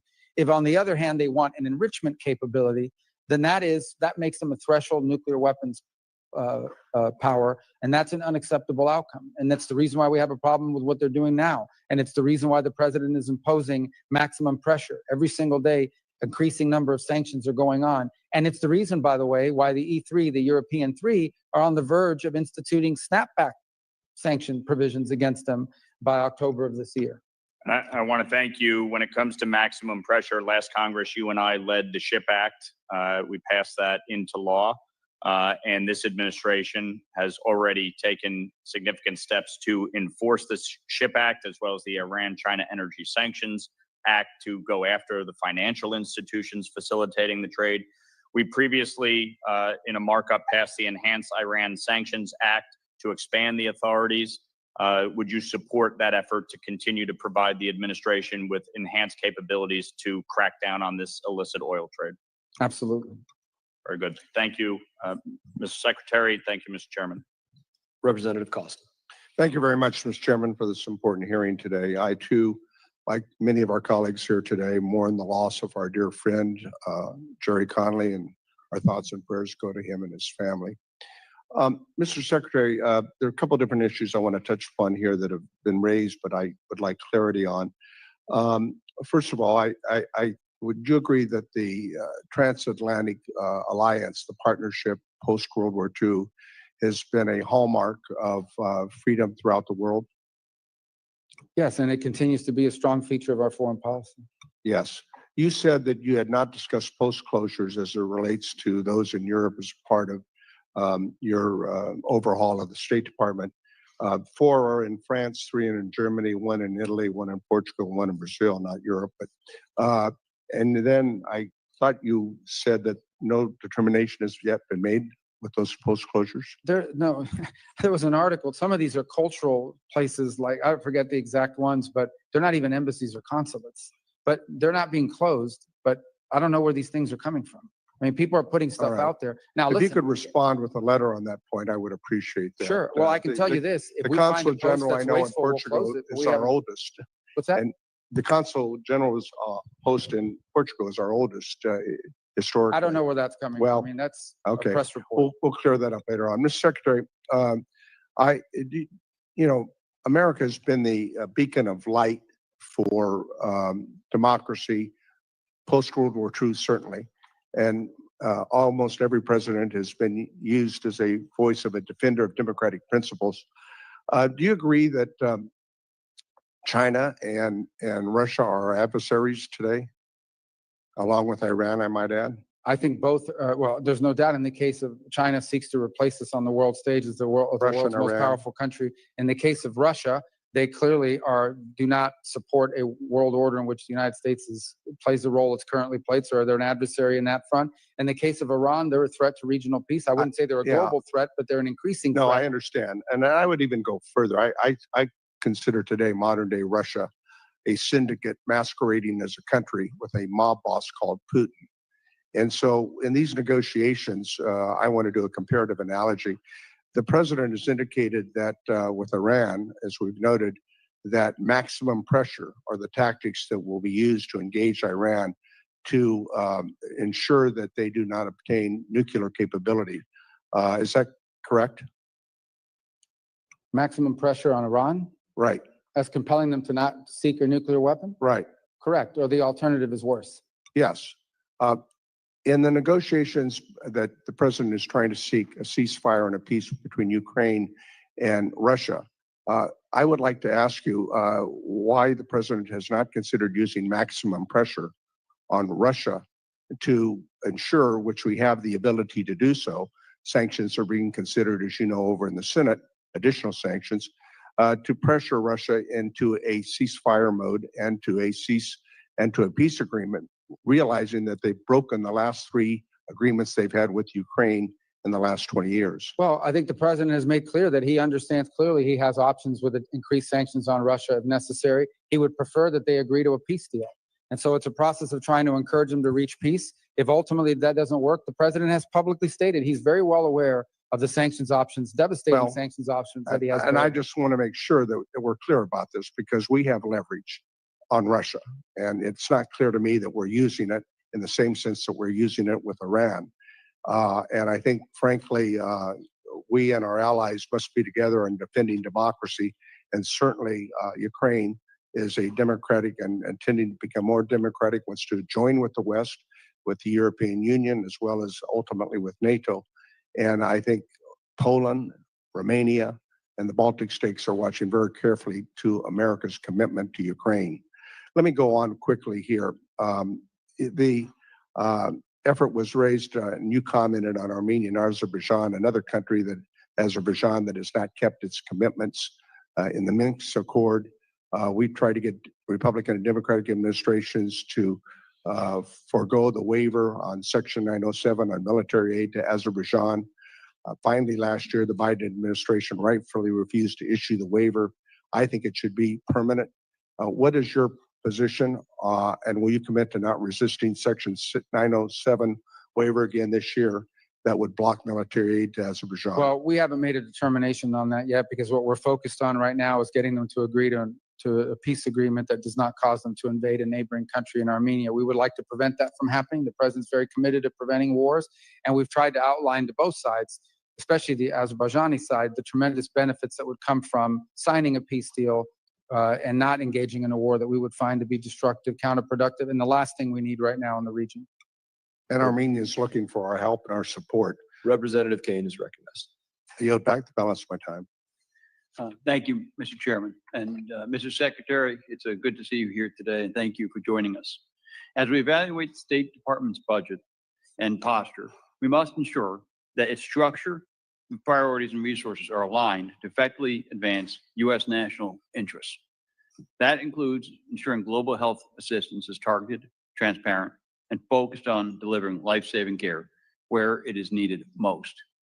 PEPFAR has been an incredibly successful global health program over the past 20 years, and it's something that America should be proud of. However, the world has changed in those 20 years, and the U.S. should begin helping other countries take ownership of their HIV prevention and treatment efforts. To ensure success, we should make sure that there are planned, predictable, and negotiated timeframes. So in this committee's efforts to reauthorize the State Department, how can we define in statute the mission of the Bureau of Global Health Security and Diplomacy to facilitate transfer of ownership of global health programs to partner countries? That's a great question that we'd have to collaborate on in terms of statutorily defining what those benchmarks are. But I think the broader point is the best foreign aid is foreign aid that comes to an end because it's achieved its purpose. In the case of PEPFAR, where today 85% of its recipients are still receiving assistance, you want to reach a point in which one of two things happens. The transmission of the disease stops, but also the partner nation has built the capacity to be able to handle it themselves. Not PEPFAR specific, but many of these programs, what ends up happening is even if they do achieve their initial goals, it now it morphs into some new target that's created in order to continue to sustain the program. So ideally, what you want to see is foreign aid that goes into a country, deals with the acute problem, but ultimately helps the country have the capacity to deal with the chronic problem, to prevent it from becoming a problem. And I think that's the ideal benchmark. You define it through a period of time, through gains year over year, and ultimately designed to increase partner capacity so the day will come where they can self-sustain. I think many of these countries would like to see that happen. What cannot continue is this open-ended spending all across the world on all kinds of things. We just can't do that. We are by far, it's not even close. We're by far the most generous nation on earth on foreign aid, by far. And we'll continue to be, by far, with no other equal, including China, despite all this alarmist stuff. But at the same time, it's got to be forward our national interests. Of investment from the Middle East. That is more than 10 times what Joe Biden secured from the Middle East during his entire 4 years in the White House, which is not entirely surprising considering under the Biden State Department, there was millions spent on programs like trans inclusion in Tunisia. That was the focus in the Middle East. Now, as you know, Secretary Rubio, the job is not done up until now. Over 80% of the State Department has been unauthorized. We have bureaus and offices that have grown from thousands of dollars to billions of dollars. And that changes in law when we pass the first comprehensive and standalone State Department reauthorization that has occurred since 2002. I look forward to working with the members of this committee. I look forward to working with you, Secretary Rubio, and I look forward to working with Senator Risch moving forward to make sure that one thing alone takes place. Every single dollar and diplomat that we authorize and send into the field puts America first. In that, I would now like to recognize Ranking Member Meeks for any opening statement that he may have. Thank you, Mr. Chairman. Secretary Rubio, I'm glad you are finally before this committee. Your testimony actually comes long after the State Department under your leadership took actions without required congressional consultation or that were contrary to the law. But I guess it's better late than never. But let me be clear, showing up months after the fact and refusing to stay until every member has questioned you for 5 minutes as entitled to under House rules are not the standards to which we hold the Secretary of State. Mr. Secretary, I've known you for a while, and I respected very much Senator Rubio, even when we disagreed. Senator Rubio was a principled statesman. Secretary Rubio, however, as we've seen in the past few months, is something different entirely. As a senator, you spoke often and forcefully about the dangers of executive overreach. You warned America not to lose its moral clarity or sacrifice democratic principles for short-term gain. Senator Rubio recognized that we cannot allow the executive branch to unilaterally determine the direction of the United States foreign policy without accountability to Congress. Secretary Rubio is doing precisely what Senator Rubio feared, withholding congressional appropriated funds, stonewalling oversight, and acting as if laws passed by this body are optional. Secretary Rubio has presided over the dismantling and destruction of everything Senator Rubio once defended. So although you may be the Secretary of State, the acting head of USAID, the National Security Advisor, the Archivist of America, the empire you have stumbled upon is not one of influence, sir. It is a kingdom of ash. So I ask, was it worth it? Was it worth it to allow the near extension of U.S. foreign assistance and USAID, which Senator Rubio said, and I quote, is a very cost-effective way not only to export our values and our example, but to advance our security and our economic interests? And lie is exactly what this administration has done again and again. Each time Elon Musk and his Department of Arsonists brag and mislead the American public about massively inflated savings or lie about the program they have cut and their purpose, They're not telling you about the food that rotted on the shelves while people were hungry, or the medicine that was undistributed to children needlessly suffering, or the trust that was lost by your actions. But I believe you know better because you've said as much. And yet, here we are. In 2022, Senator Rubio warned about the urgent and growing threat posed by China and called for a fully funded State Department and USAID. Senator Rubio wrote that soft power tools and alliances were vital to our national security. And today, Secretary Rubio is here to defend an 84% cut of the foreign affairs budget. How does hollowing out our State Department and dismantling USAID help us compete with China? How does the America Alone budget project American strength? On human rights, the contrast is even starker. Senator Rubio built his political brand on the cause of freedom and dignity. You condemned autocrats in Caracas, Havana, and Beijing for silencing dissent. But Secretary Rubio, he looks the other way when strongmen commit similar abuses. Secretary Rubio even defied a Supreme Court order to facilitate the return of a wrongly detained spouse of an American citizen. And when Senator Rubio became the first Hispanic American to serve as Secretary of State, he made sure to pull the ladder up behind him. In the name of dismantling efforts to making hiring and promotion fair, as you call it, wokeness, you have unlawfully dismantled programs designed to address decades of historical exclusion. These are not political experiments. They were congressionally supported efforts rooted in bipartisan recognition that our diplomatic corps must reflect the diversity and the strength of the nation it represents abroad. These are initiatives that Senator Rubio supported. You replaced experienced career employees with ideologues and political loyalists. Under your watch, sir, America's diplomatic and development corps have suffered the greatest brain drain in history, and America has been weakened and made more isolated by the actions of an administration that has abandoned its allies, cozied up to dictators, and conducted a foreign policy driven not by interests of the American people, but in support of the personal enrichment of the president and his family. And with that, I yield back. I thank the ranking member for his opening statement. I would also thank the 20 members of this committee who voted in the 2024 appropriations to make sure that the secretary and the administration had the authority to reorganize the State Department. And other members of this committee are reminded that opening statements may be submitted for the record. We are pleased to have Secretary of State Marco Rubio before us today. Your full statements will be made a part of the record, and I'll ask you to keep your spoken remarks to 5 minutes in order to allow time for members' questions.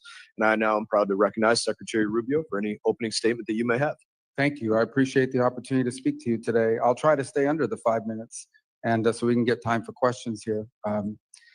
So when I took this job, and I said this during my confirmation hearing, the most important thing we need to do is return American foreign policy to be centered on our national interests. For far too long, that had been lost as a concept of foreign policy. In essence, in many cases, oftentimes the U.S. engaged in the world on the basis of what was good for the global order or the international community and what like. And look, for about 30 years, that made a lot of sense until the end of the post-Cold War era.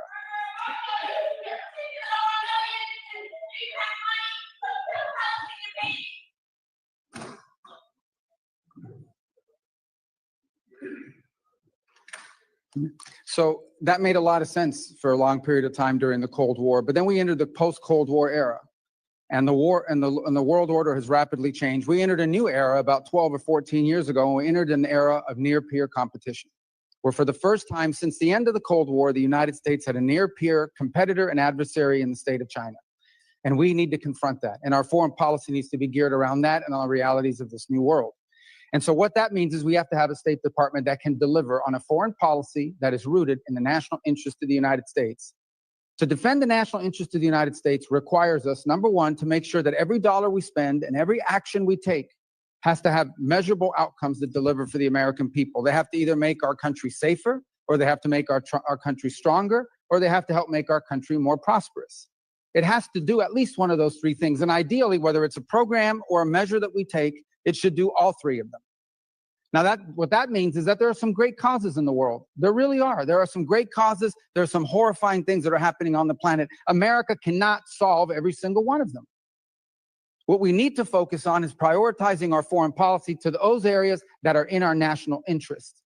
Now, we will still remain the largest contributor of foreign aid and humanitarian assistance on this planet by far. The United States, even under the budget that's before you today, and the changes we have made, will still contribute more in foreign aid than the next 10 countries combined, than the entire OECD. The next closest country is not China, it's Germany, and it's way behind us, even now. But that foreign aid has to be geared towards our national interests. We need to design a State Department that delivers on that. Yes, we canceled a bunch of contracts in USAID. Some were stupid and outrageous. Others didn't serve the national interest, and others we kept. And we are folding it under the Department of State. And you know why? Because we want it to be part of the toolbox of foreign policy, not a standalone. It is not charity. Foreign aid is not charity. It is designed to further the national interest of the United States. So we will do humanitarian assistance. We will do food assistance. We will do developmental assistance. And we will do security assistance. But we will do it driven by our embassies and our regional bureaus.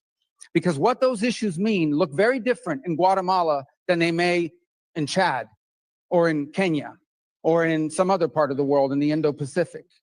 And so one of the things that we have tried to do in our reorganization is drive power and influence on policymaking and decision-making to the regional bureaus and ultimately to our embassies. Our embassies, our ambassadors are the front line of American foreign policy. The most important thing I do every single day is not read memos, it's read cables.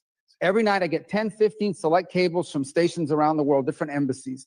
The best ideas in that building come from the ground up from our embassies. Now, I want to tell you something else. Look, I did serve in the Senate for a long time, so this is a new job to me. When I got there, I'd get a memo. I still get these memos. I should have brought one today. In order for an idea to reach me, a decision to reach the Secretary of State, some of these things have to be checked off by 40 people, 40 boxes. And if any one of these people has a question, they can hold it up before the idea even ever gets to me. Now, that sounds like a crazy thing to begin with. We can't afford it in the 21st century. We have to be able to move very quickly. And a case in point is what happened last week. Syria, under a new authority, granted people with some checkered background, is on the verge of collapse potentially. And if it collapses, it will devolve into civil war. And civil war will mean that it will become a playground for ISIS and other jihadists, not to mention Iranian influence coming back in. So there's no guarantee that by outreach and working with the transitional authority in Syria, things are going to work out. It may work out, it may not work out. But if we don't reach out and try, it's guaranteed to not work out. And so we had to move very quickly to action that. If we had not done sanctions relief last week, and now the EU has followed suit, then our partners in the region could not have provided donor dollars so that transitional authority could try to stabilize its governance of the country. That place could have collapsed within weeks and become an ISIS playground once again. There is no way that a traditional system could have delivered on that. It would have gone to the interagency. It would have gone to 6 to 9 months of debate. Any individual could have held it up with an information hold, and we never would have acted. We can't afford it. The world moves too quickly. And so we need to drive policy from the ground up, from our embassies and our regional bureaus, and that's what we're doing. And that's what we're doing. On the last point I would make about foreign aid has to be part of our portfolio, part of what we do, and it has to be consistent with our agenda in any region of the world or any country.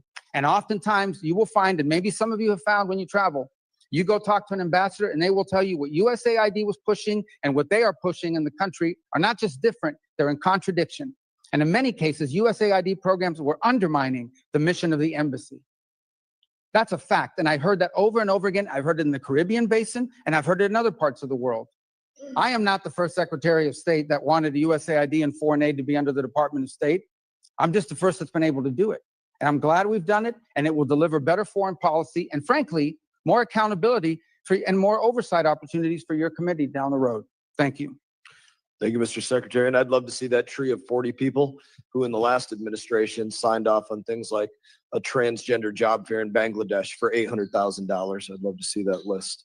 I'm going to defer my questions till the end. If there's time for that, I'm going to begin by recognizing Representative McCall, Texas. Thank you, Mr. Chairman. Let me express my deep sympathy to the family of Jerry Connolly. He's a dear friend of mine. I will miss him dearly, and the Irish twinkle in his eye. Mr. Secretary, thanks for being here today. Under the last 4 years under President Biden, the world is on fire now.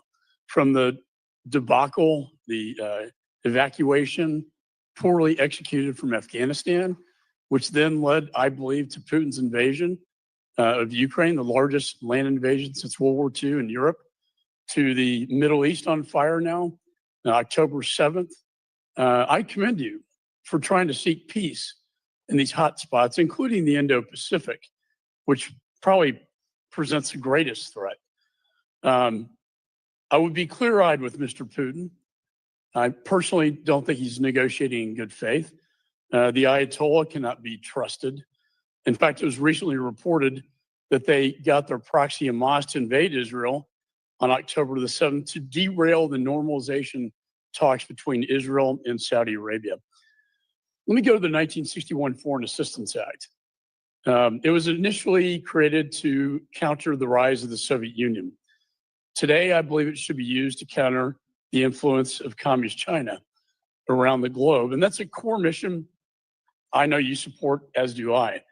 When I was chairman of this committee, I put holds on the programs the current chairman's talking about, that being the drag shows in Ecuador to grants to advance atheism in Nepal. These are not in the interest of the United States or our national security interests. So I think we need to return these agencies and programs to their core mission. I believe that you're trying to do that by bringing them under your supervision at the State Department.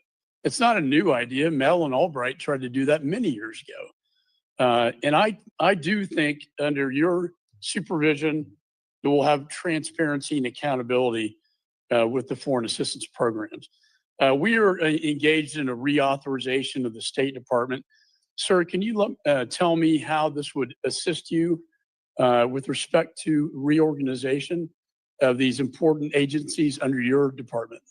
Well, I think the key to reorganization, and by the way, we never did it in all the years that I was in the Senate either. It never happened. It needs to happen. We want it to happen. As you know, in our reorganization, we didn't touch any of the statutory offices because we can't. But there's two advantages to it, or three advantages. The first is it becomes permanent.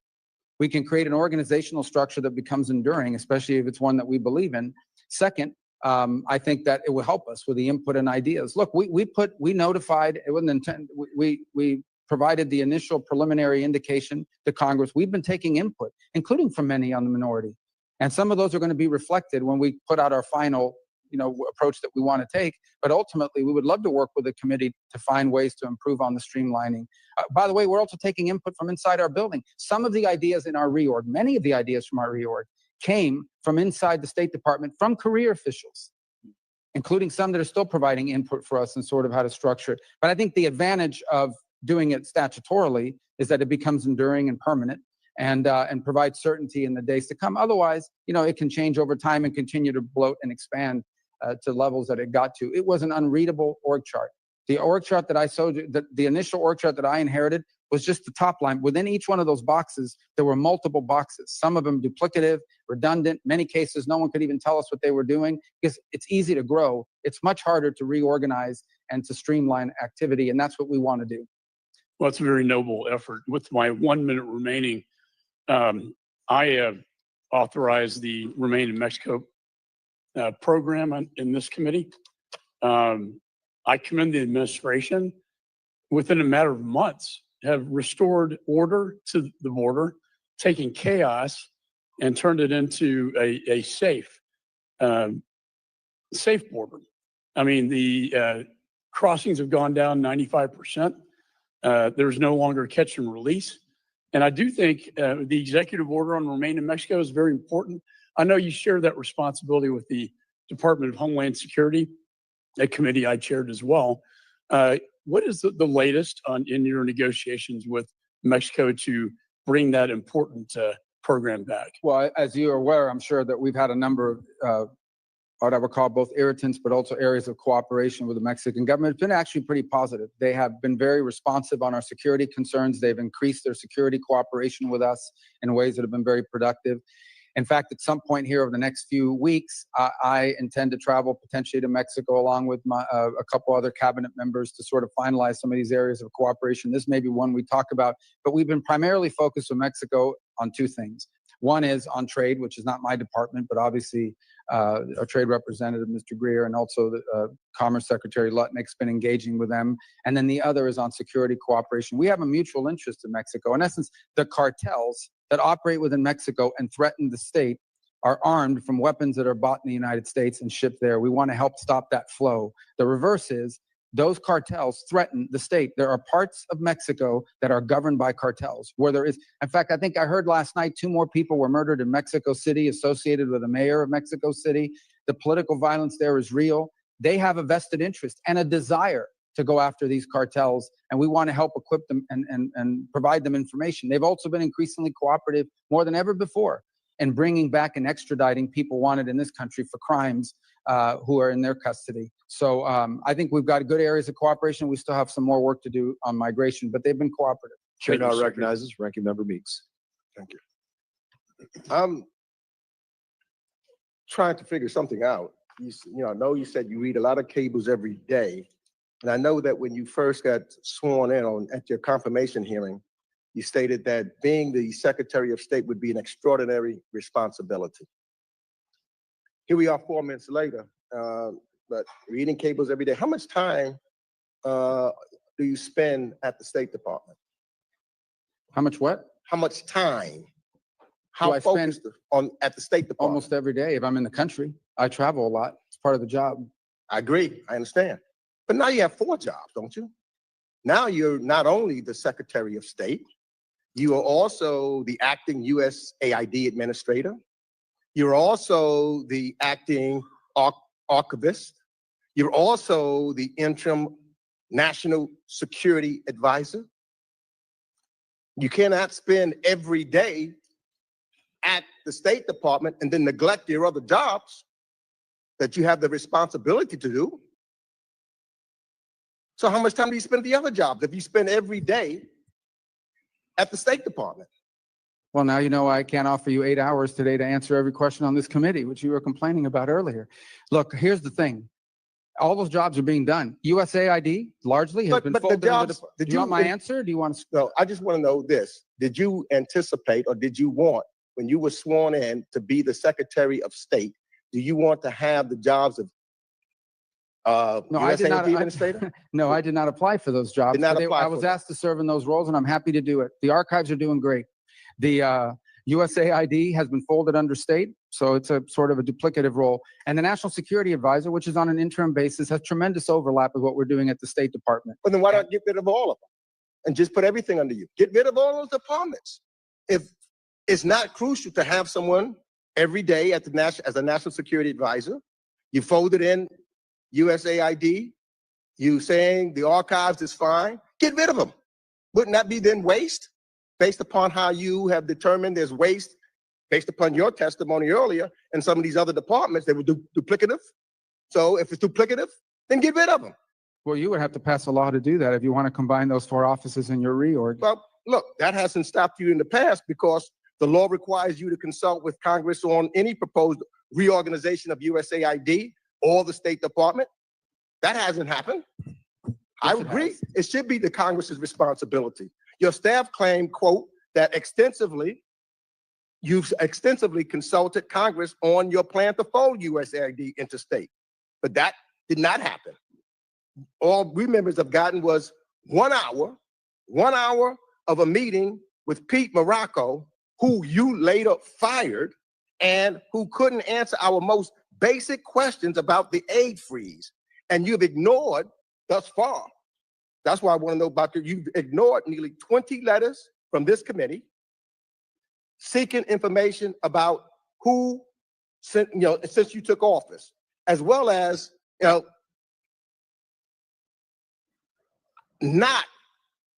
we spoke one time, but not consulting this committee at all.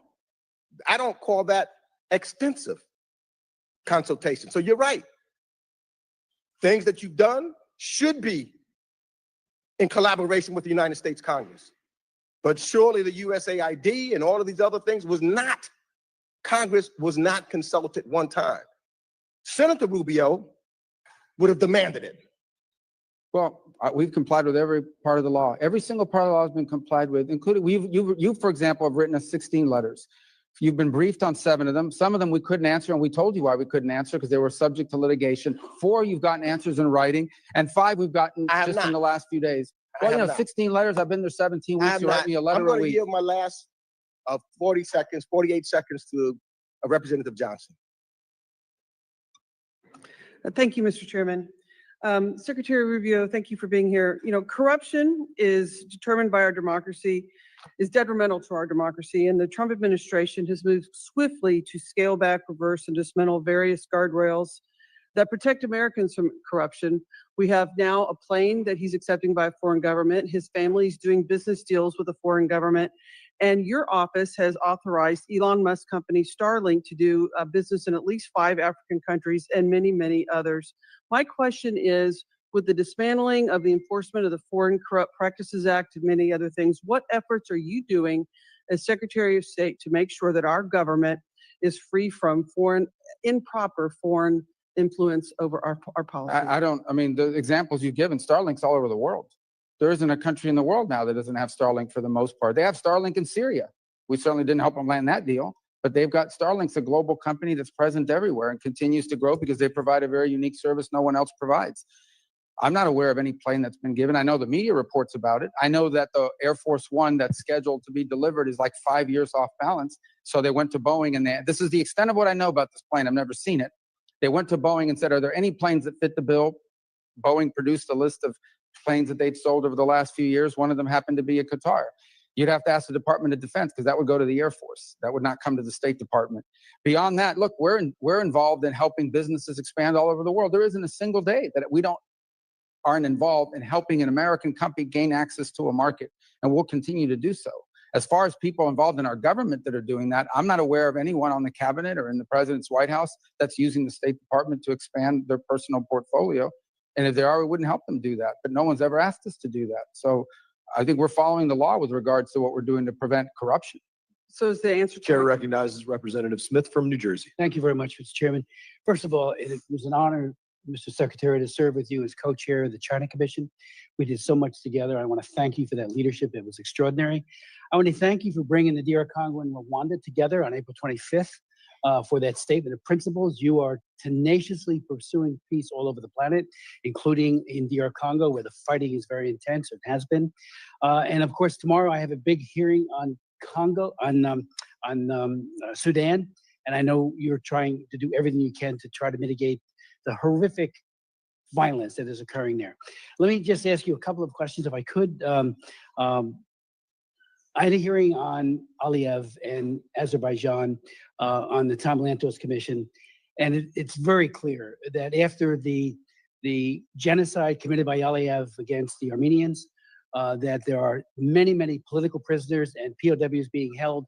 I would just encourage you to do whatever you can to get those men and women released, at least 300. I met with Aliyev twice in Baku. He's a dictator. I know we work with dictators and we have to have at least some kind of conversation with them, but release those prisoners. They're being maltreated and horribly mistreated by Aliyev. So I would ask for that. Secondly, you and I have worked on issues like forced organ harvesting. You and Tom Cotton were the prime sponsors of a bill on the Senate side. 2 weeks ago, we got the bill passed here again. It is a horrific human rights abuse by Xi Jinping, targeting the Uyghurs, of course, the Muslim Uyghurs, because those organs are being sold in the Middle East. So they want to have livers that are coming from a Muslim. So the market is very, very high, livers and other internal organs. And Xi Jinping is making billions by killing tens of thousands of young people, average age 28, each and every year. Falun Gong, and you know it, you're the sponsor of the bill. I would appeal to you, if you could, it passed the House 406-1. If we could get it out of the Senate, it would hopefully clamp down on this egregious human rights abuse in China. And it's a global bill. It would outlaw forced organ harvesting profoundly with real penalties up to 20 years in prison for those who are part of that supply chain. but it would most directly affect Xi Jinping and the people who are doing this horrific abuse. Are you? Thank you, and I appreciate that. On obviously the organ harvesting, China plays a concerning role in that regard, and we would obviously be helpful in any way we can in helping you pass that in the Senate, certainly putting a good word for it and the like. But it's not limited to China, unfortunately. There are other parts of the world where we're now seeing that, and there are places where we're trying to verify, but we hear reports of that. And that's something that's need to be called out as well. As far as Azerbaijan is concerned, our core focus has been on trying to establish a peace between Azerbaijan and Armenia. There's a real risk there of a conflict that we're trying to prevent from happening. Our teams have been very engaged in that regard and trying to make something come about and prevent an armed intervention there that would, and obviously within the context of those conversations, the issues you raised about prisoners and human rights are critical to it. And again, another example of where we want to use our embassies. So when we talk about people will complain, well, you got rid of the Human Rights Office and the functional bureaus, it's because it's being transferred to the regional bureaus. And our regional bureaus will not just have a focus on human rights within the bureau, but so will our embassy. And so that is the human rights issue with regards to Azerbaijan. And so that is what our embassy will be focused on pushing. It's different from what the human rights issue might be in another part of the world, but we think it's important to have people on the front line prioritizing these issues as part of our holistic approach. You've outlined it correctly. We do want to have, we may not agree with the system of government. We may wish it were different. But the truth of the matter is that we have to deal with countries in many cases that perhaps don't have ideal models, but we have to deal with them in our national interest. And we need to balance all of these things together, our national interest and diplomacy, without surrendering and finding opportunities to further interests such as human rights. And Azerbaijan provides us an opportunity to do that in the context of the broader peace that we're trying to establish there. Finally, almost out of time, yesterday I chaired a hearing on the global problem of anti-Semitism and how it's getting worse. It was my 18th hearing on it. We had Ted Deutsch, who is at the leader, was a leader here when he was in Congress, as one of our witnesses. And I just want to say thank you for what you're doing vis-a-vis Israel and what you're doing to try to stop this scourge of anti-Semitism that is exploding, especially at the United Nations, where the UN Human Rights Council is filled to overflowing with people in agency positions, not just the members of it, who are absolutely anti-Semitic. So I want to thank you for that as well. Chair now recognizes Representative Sherman. We all miss Jerry Conley, and I do not think that he would want us to be passive in our questioning here today. Mr. Chairman, it's our job to oversee the State Department. You can't do that by having think tank witnesses come before us. Our job isn't to oversee the think tanks. In 2023, we had 44 government witnesses. This year, we have our first. And I hope very much that we have all not only the secretary, but the undersecretaries and assistant secretaries so that we can really do our job. Secretary Rubio, in the 1970s, there was a powerful Middle East monarch who claimed to be a friend of the United States. Wasn't, like, may very well have been, claimed to be at least agreeable to Israel. And so in the 1970s, we transferred enormous sophisticated weapons to him. In 1979, the Shah was deposed and all those weapons were in the hands of the Ayatollah. Today, MBS wants a nuclear weapon. But he says what he wants is a nuclear cooperation agreement. Well, we have a nuclear cooperation agreement with the United Arab Emirates and Turkey and Morocco that all provide for a gold standard of safety. Can you assure us that you will not enter into a nuclear cooperation agreement with Saudi Arabia that does not have that same gold standard of security to make sure they're not building a nuclear weapon? Well, first, I will tell you that there has been no conversation about entering into one. For example, during the recent trip. And can you? I've got limited time. So here's the thing. I can. Sir, either give me a yes, give me a no. I'm going to give you my answer if you want my answer. I want a yes or a no. Reclaiming my time. Well, reclaim your time, but it's not a game show. I get to answer. These are complex questions. Let me answer. Mr. Secretary, I'm reclaiming my time. The filibustering takes place in the Senate, not here. I'm not filibustering. I'm trying to answer your question. You're trying. Let's go on to the next question. With regard to Iran, can you assure us that you will continue sanctions on Iran until they verifiably agree to abandon all enrichment? That's a yes or no question. No, it's not. Well, can you give me a yes or no? Should I go on to the next We question? believe that Iran should not be allowed to enrich uranium. Correct. You believe that it should, yeah, Yeah, we believe that an acceptable deal with Iran is one in which they cannot enrich, because if they can enrich, they can weaponize. I know why we don't want, I asked you, will we continue the sanctions until they verifiably agree to get rid of Oh, you the have no enrichments? worry about us. The worry was the previous administration. This Sir, administration has your been refusal to give me an answer is loud and clear. no. Well, I like Is to answer your reclaiming my time. Mr. Chair, you told us about all these wonderful business deals that were announced in the Middle East. It's reminiscent of the first year of the first term of Donald Trump, where he announced a $10 billion investment by Foxconn in Wisconsin. It is still an empty field. I am sure that the only deals announced in the Middle East that will actually happen were the bribery deals, the $400 million plane and the $2 billion Abu Dhabi will put into the cryptocurrency sponsored by Mr. Trump. TikTok. Mr. Secretary, you led the effort to say that it shouldn't be controlled by the Chinese Communist Party. We passed a law with your help. That law requires that we ban TikTok now because all of the expiration dates have expired. But instead, we saw Chinese interests affiliated with TikTok transfer $300 million into the Trump coin, which is a pure gift. It's $300 million for nothing but monopoly money. And so there's a word in Mandarin for this. It's called bribery. And it raises the question that I'll ask you to respond to for the record. And that is there any statute this administration will not violate for a $300 million Chinese bribe? We next focus on USAID. Musk gutted it. He said no one died as a result. Do you agree that no one has died yet as a result of the chainsawing of USAID? Yes or no? I'm sorry, the question is, has anyone what? Has anyone in the world died because of what Elon Musk did? Listen. Yes or no, reclaiming my time. If you won't answer, that's a loud answer. No one has died because of USAID. The people who have died as a result of cutting off the oxygen of a woman in Burma and denying HIV/AIDS treatment to those in Africa. They are dead now at the hands of Elon Musk and his co-conspirators. Chair now recognizes Representative Wilson from South Carolina. Thank you, Chairman Brian Mast, for your leadership holding this hearing at a very critical time where dictators with rule of gun are invading democracies with rule of law. And my sympathy for the Conley family, as I was always cherished my friendship with who I call Mr. President Jerry Conley. Mr. Secretary, congratulations on your success on behalf of the American people to implement the policies of President Donald Trump. Sadly, as you address problems that have plagued the department, bureaucrats in the past have undermined the agenda of the president.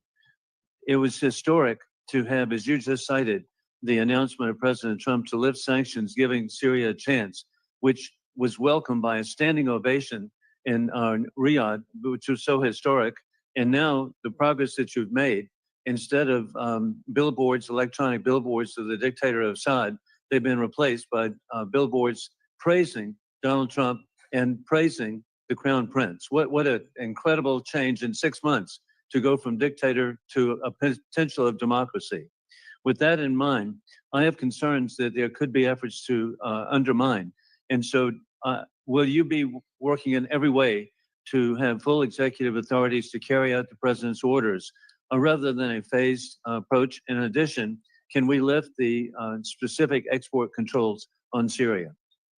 Yeah, well, as you know, the sanctions in Syria are largely based on a statute, the Caesar Act. And so that allows the president to do rolling waivers, I believe, 6 months at a time. So the goal is ultimately to make enough progress so that Congress will permanently repeal those. In the interim, what we want to make sure is that the sanctions relief that we're providing allow our partners in the region to begin the aid flow that they want to do without running afoul of the sanctions. So that's what we're focused on executing, even as we speak. There was a meeting on it yesterday. It's in execution today as well. Well, again, thank you for your leadership and insight to see how quickly that should have been done. I'm also grateful for the strong position of the Trump administration in regard to the anti-American Georgian Dream regime in the Republic of Georgia. They rigged the election in Georgia on October 26th. They've criminalized association with America. They kicked out American companies blocking trade and mineral access to the Middle Corridor selling Georgia to the Chinese Communist Party. They've repeatedly smeared President Trump and American leadership. With that in mind, I'm really grateful that actually with the Rondelli Foundation, there's been a report just released indicating the control by the Chinese Communist Party now in the Republic of Georgia, and I'd like to provide this for the record. Additionally, for 200 consecutive days, freedom-loving Georgians have heroically taken to the street, embracing themselves in American flags and carrying posters of the president. Under your leadership, what will be done to help the State Department impose real cost on the anti-American Georgian dream on behalf of the people of Georgia? Well, going back to what I said earlier in my opening statement, the goal of the United States is our national interest. So we will look at that and say, is it our national interest to have an anti-American government governing an important part of the world? And if not, we'll take appropriate actions to impose costs on that government. That's currently under review, and we're looking for options and additional options. I have no announcement today specifically on what we plan to do yet, but I can tell you that that is something that's being discussed. And again, a great example of why we're going to look to our regional bureaus and our local office on the ground there to provide us guidance as to what are the measures that the government, the anti-American government, would be most responsive to. And it's so refreshing to get your response. And additionally, another issue is Kurdistan, the regional government of Iraq. And they have recently signed an agreement with American oil companies for the exploration and for the development of the oil capabilities, billions of dollars in northern Iraq. But sadly, the regime in Tehran has impacted Baghdad and is actually controlling the actions of Baghdad. And so Iran is intruding in trying to stop the agreements. What is being done to promote freedom for the ability of Kurdistan to, in regional government, to really support the people of Iraq? Well, we first have made clear the linchpin of our approach towards Iraq is that autonomy that the Kurdish population has in that part of the country. And part of that is allowing them the economic lifeline that allows them to prosper and succeed. The Iraqi officials have expressed an interest in a closer, better relationship with the United States. And we've explained to them that the core to that is respect for the companies that are operating from in that country, from our country operating within Iraq. Also respect, as I said, for the autonomy of the Kurds. And third is the Iranian influence. And the Iranian influence there has continued to grow, unfortunately, in some sectors of their elected government and poses a grave danger to the United States, including in the form of pro-Iran Shia militias who have in the past struck against the United States and have expressed interest in doing so again in the future. That's unacceptable, and that has to be addressed. Congratulations on your success. I yield back. Chair now recognizes Representative Keating. Thank you, Mr. Chairman. I will miss my seatmate, Jerry Conley. He loved sitting here, and we loved him. Secretary, in 1944, my uncle, James Arthur Keating, was serving in France, and as soldiers, his fellow soldiers were dying around him, he wrote a letter back in combat, back home, about the cost of human sacrifice and whether it was worthwhile to defend a piece of mud on the earth. Only a week after that letter, he answered that question while carrying lead in himself, as one of the people in his command was exposed and injured.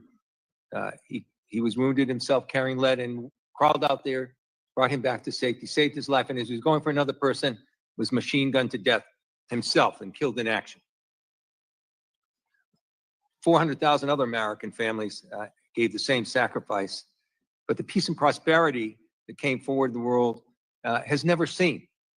It's a transatlantic alliance where our allies sacrificed their young men and women when America was attacked in 9/11, and economically, they're a $1.6 trillion trading partner with us with 16 million jobs on both sides of the continent. So my questions today are looking for clarity on where we stand with our allies and partners for more than 80 years, because they're expressing their doubts. They're expressing their doubts publicly. They've expressed it to me privately.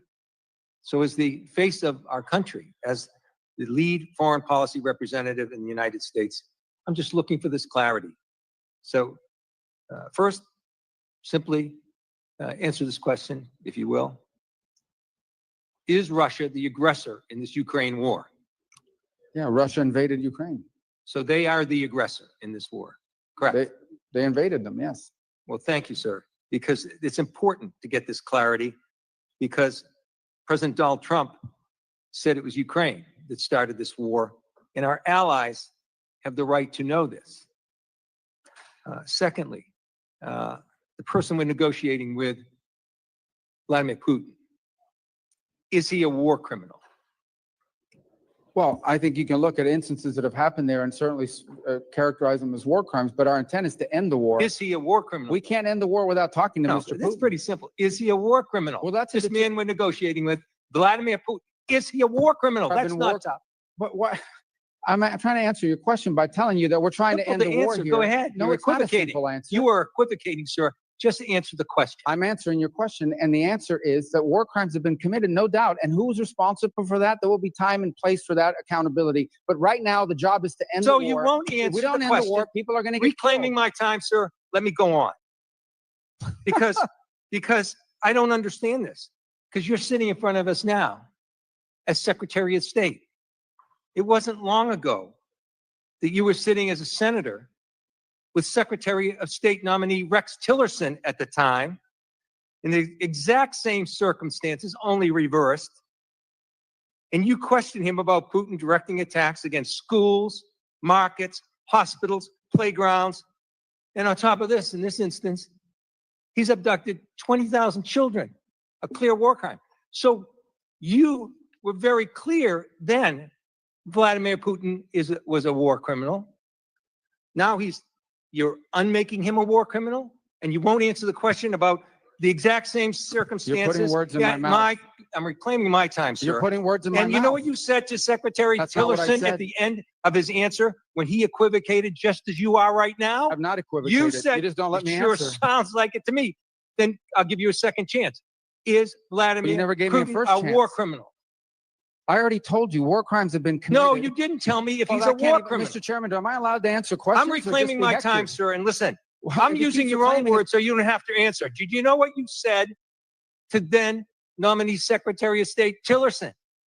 You said you were very discouraged in his inability to accept that Putin was indeed a war criminal. Your words, we don't need any more. You're inconsistent. The third question I have, sir, is I this. answered your question. You just don't let You me did answer. not answer the question about Putin's Well, you war keep criminal reclaiming your conduct time. in Ukraine. You asked me a question, then you reclaim your time. So how can I answer You the answered question? it. Listen, let me go forward with this. 3 questions. I'm Or are being you going to pretty reclaim clear to time you. on those too? I'm giving you a chance to answer. Give me a chance to ask the question. Here it is. So there's a concern among these allies that we've had, our closest allies, about the one-sidedness of the negotiations with Russia and Ukraine. Gentlemen's Regular time has order. expired. Secretary Rubio, if you'd like to respond, by all means. Can I go ahead. reclaim my time for a few seconds? Thank you. Number one, crimes have been committed in the war on Ukraine, and there will be accountability for that. But our goal right now is to end that war, because let me tell you, every single day that war goes on, more people are killed, more people are maimed, and frankly, more war crimes are being committed every day that the war lasts. Number one. Number two, I don't know how European allies could say that. I talk to European allies literally every single day. I see or talk to the foreign minister of the UK and France and Germany more than I see or talk to my own kids in some days. Chairman, So these are all I'm false reclaiming my claims. time now You have no time. because You're not you've recognized, given him Mr. time, and I ask unanimous Not recognized, consent. Mr. Keating. Chairman, You're not I'm recognized. asking for unanimous consent to put Mr. in the Keating, you're not record. recognized. The I Secretary am is speaking. asking unanimous consent to put in the record Mr. Keating, you're not the recognized. op-ed. Oh, so you're not going to recognize, Mr. Chairman? Not Point of order. recognized in this Anyone moment. that asks unanimous consent to put in for the record a document, Keating, you're not allowing You that? are not recognized right now. Your time expired. You might have a minute and a few. Mr. Secretary, please continue. The last point is our goal is to end this war. We have to be able to talk to both Point of sides order, in order Mr. to do it. Chairman. In order to be, we have to end this. My conflict. time is answered. His time answering my question ended too. It's the next person's time. That's the rules in this committee. When you Secretary, won't even please let a continue. person enter into the record something from our ambassador till recently from Ukraine, Ambassador Brink, Mr. who Keating resigned should- because of the conduct Keating, of you this should keep a better administration eye of the clock after right in front 30 of you. years of service, sir. You should keep a better eye of the clock in front of you. Your time expired. Continue. Our goal is to end this war so more people don't die. And by the way, we want all those kids returned back to their homes that were kidnapped from their parents. We just want people to stop dying. Every day this war goes on, people die, things are destroyed, and lives are ruined. And we want it to stop. Thank you, Secretary. Did you have something you want to submit for unanimous consent? Thank you, Mr. Chairman. Now would be your opportunity. Thank you, sir. I want to submit for the record op-ed by Ambassador Brink from Ukraine, the regional ambassador that was close until recently, 30 years of service of Democrat presidents and Republican ones. It's an op-ed that says So ordered. Trump's Ukraine Representative Vice is policy, recognized. choice, and she details how So peace ordered. at any cost is Take yes appeasement, for an not answer. peace. So Thank ordered. you, sir. Representative Vice is recognized. Mr. Chairman, I'd like to ask unanimous consent that the accomplishments of the Secretary of State in the first 100 days be placed in the record. So ordered. Thank you. Mr. Secretary, good to see you again. We're holding up just some of those. You probably recognize what you've done for 100 days. It is absolutely amazing that you've done all of that. And as you said in your opening statement, it's our job in reauthorization to make many of them permanent. I share with you the fact that for decades, the division of USAID, sometimes in the embassy, sometimes out, coordinating sometimes, often not, populated by people who left state to go to aid, but then weren't treated the same. All of that had to end. And I really appreciate your doing it. And I look forward to making that permanent. I want to just ask you a few questions, and some of them go to the previous questioner. Is Vladimir Putin the undeniable head of a country that has as many, basically, ability to bomb us into oblivion with nukes as any other country on Earth? They have the largest, I believe, the largest strategic weapon stockpile in the world and one of the largest tactical nuclear weapons And he's the stockpiles. undeniable leader. Correct. Is one of the things that every Secretary of State keeps in their mind that peace is never made with your friends, but rather with your enemies? Well, it's one of the reasons why, irrespective of Ukraine, there has to be some level of communication between the United States and Moscow. It's frankly irresponsible to not have the two biggest nuclear powers on the planet communicating, which was the case for 3 years. That doesn't mean we're going to be allies or friendly unless conditions change, but we have to at least be able to communicate with them to prevent miscalculation and war. And wasn't it true during the entire Cold War, president after president of both parties and secretary after secretary had to and did retain relations with the Soviet Union, up to and including President Reagan's famous negotiations that essentially led to the end of the Cold War? If there had not been communications between the U.S. and Russia in 1961, the world could have ended during the Cuban Missile Crisis. Now, on that list behind me, there's a lot of taking and combining and so on. But I have two things I want to ask you about. One is, do you have a vision for OBO that would cause it to catch up and to reach a point where our embassies, consulates, and other facilities would never again lead to something like we've had at Benghazi and other occurrences where substandard facilities led to the loss of life? Well, absolutely, it's our priority. In fact, every single day, we have a team that watches our mission posture around the world, not just because of the physical layout, but what the conditions are on the ground. Remember, in many of these posts, in many cases, we are very dependent on local forces and their ability to protect from the perimeter, what they're willing to offer. And so, as you recall, in Benghazi, one of the challenges we faced is we relied on local militias to provide perimeter security. When they abandoned their post, it left the consulate and vulnerable and ultimately led to loss of life. So as part of our analysis, clearly the physical layout and the protection, it's something we've watched very closely in places like Somalia, where we were lacking overhead protection in some cases, but also we are always looking at the capability and willingness of local liaison partners on the ground from the host government to provide their end of it. The less security they're able to provide us assurances on, the more nervous and concerned we become about our force posture or about our presence in any given country. Now, Mr. Secretary, as you recall, during the first Trump administration, the president nominated me for the Trade Development Agency, and I kindly appreciate the fact that you were willing to support me if I'd ever gotten the actual vote. It is a small organization, a small part of our outreach to compete against Belt and Road. USAID could be part of that. Obviously, XM Bank, a host of other entities could be part of it. But in your opinion today, even with the changes you've made, are we or are we not positioned to properly address, to provide complete packages to compete against Belt and Road? Well, first of all, Belt and Road is largely a series of loans and other traps that are provided that you hire Chinese companies to come into your country and build a road or build a bridge or build a stadium or build whatever they want.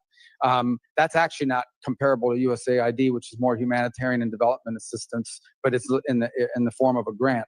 That's more loaning on their part. I think the two entities that are best positioned to act as alternatives are the Development Finance Corporation, which is currently potentially could be expanded in my view, and then Millennium, which is undergoing a review for improvements. But I think both of these offer better alternatives in terms of comparison to or a way to compete against Belt and Road Initiative. Thank you, Mr. Secretary. Yield back. Chair now recognizes Representative Barra. Mr. Chairman, I'd like to ask unanimous consent to enter into the record this Inspector General report about the impact of USAID sword in the state. Mr. Secretary, I did not get the chance to know you while you were in the Senate, but like you did, I also have traveled a lot to Africa, have seen firsthand the gratitude of lives that we've saved. You know, after the Ebola crisis in 2014, had a chance to visit villages in Sierra Leone, just the joy and thanks to the United States. You know, in 2015, you stated this, and again, foreign aid is less than 1% of our budget, but foreign aid can make a difference when properly used. And if you ever have a chance, travel to the African continent and you will meet people who are alive today because their American taxpayer-funded antiviral HIV medications that kept them alive. It will not be easy to radicalize people who are alive because the American taxpayer saved their lives and the lives of their children. Do you still stand by that statement? Yeah, Yes. that's why we're still going to do foreign aid. Right. So that's incredibly important. As a young doctor in the 1990s, I took care of a lot of people that were dying of HIV and AIDS. It is a painful death. What I hear on the ground in Africa is that these medications aren't getting to folks, that some of the folks that deliver the medications aren't getting to folks and people are dying. We need to do what we did under President Bush with PEPFAR. We've saved over 25 million lives. Nearly 8 million babies are alive today because we prevented them from getting HIV/AIDS. I want to work with you to make sure we continue doing that. That is the goodness of the American people. I'm a little bit older than some of the people on this committee. I grew up looking at pictures of kids that were starving in the 80s. Part of the reason why I became a doctor, part of the reason why I'm on this committee and why I focus so much on health, nutrition, food aid is because of pictures like that that are embedded in my mind as a kid. We came together as a country. Part of what moral clarity of the United States is we are a country of abundance. President Trump may not think this is in our national security interest, but I think it is in our faith interest. It is who we are as a spiritual nation, as a faith-based nation. We worry about that. We care about relieving starvation and so forth. We've got to do more because I talk to the faith-based groups. I talk to our implementing partners. I read the news stories. I do not want to see more pictures like this coming out, and I'm definitely afraid in the next 30 days, 60 days, 2 years, 4 years, we're going to see more death and starvation because nobody else can do what we do as the United States of America.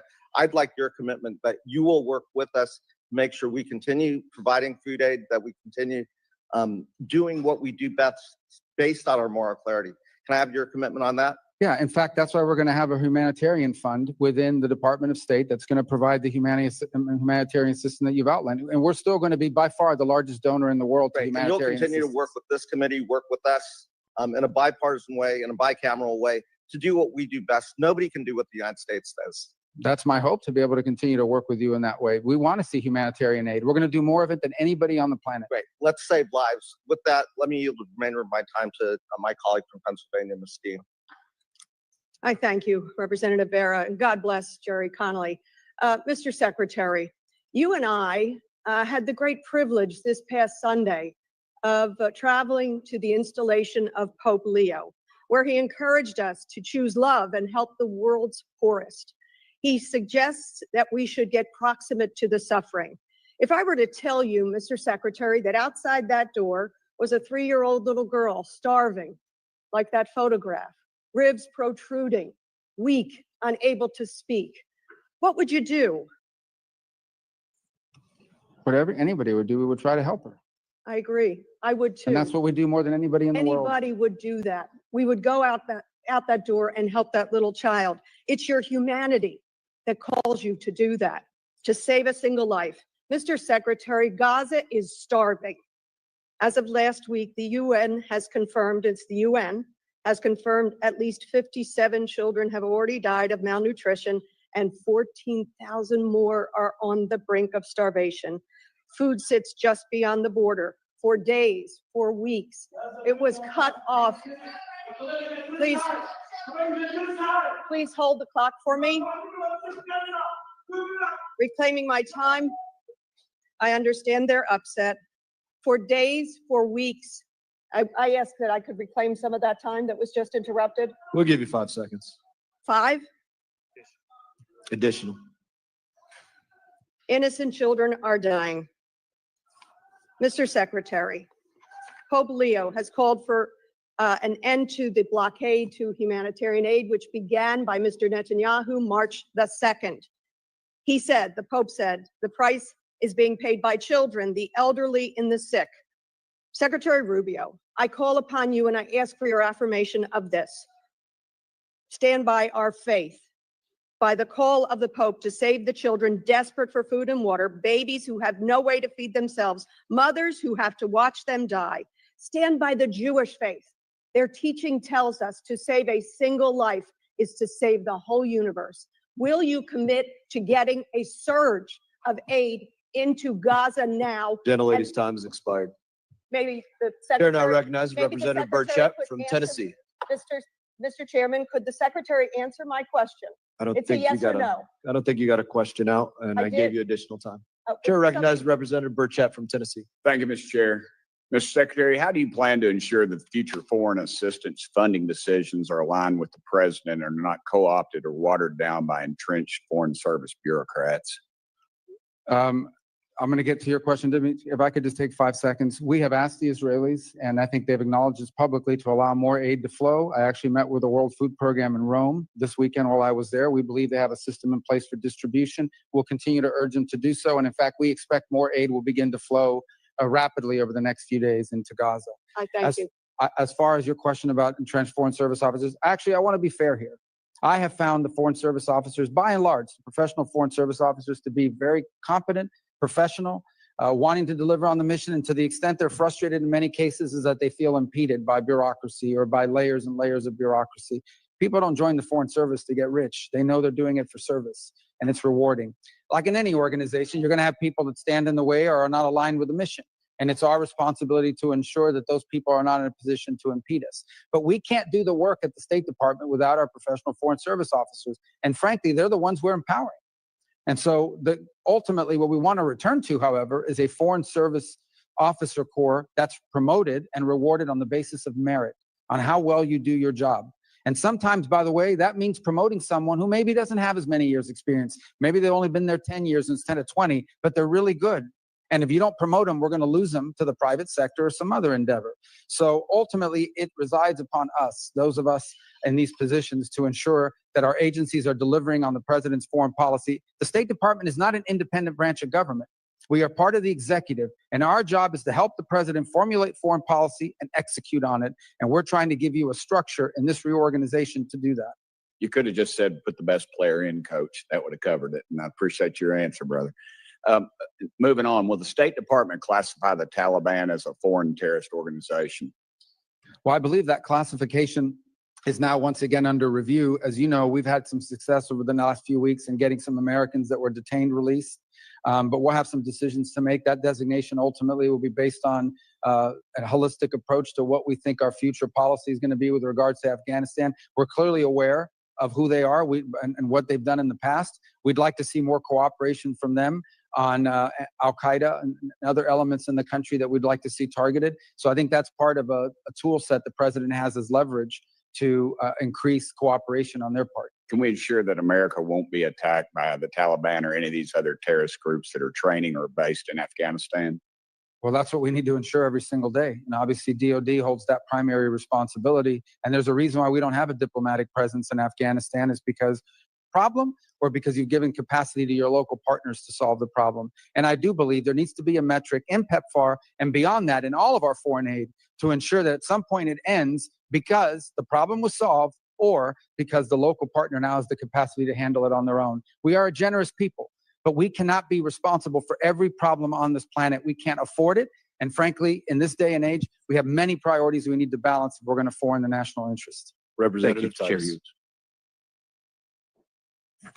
Thank you, Mr. Chairman. Thank you, Mr. Secretary. You know, I keep hearing you say your job is to carry out the mission of the executive branch and the agenda of the president. It's kind of hard to figure out what the president's foreign policy is. It jumps around from Gaza being a resort area to we're going to help Ukraine or we're not. We're going to have tariffs on China or we're not. We're meddling in the Romanian election. I don't know how you figure out what the agenda is. Also, you say you want to make the State Department stronger, but everything we've seen coming from y'all is that you're dead set on kind of killing it or at least undermining American interests. I think you proposed an 84% budget cut, plans for widespread diplomatic closures, laying off staff across the board. I don't see how any of those things really makes us stronger and delivers for the American people. Now, I believe that jeopardizes our national security, but I want to ask you something a little more arcane, a little more specific to my district that has to do with some economic investments, and that's about tourism. You know, we've been working very hard to improve the visa services over the last few years.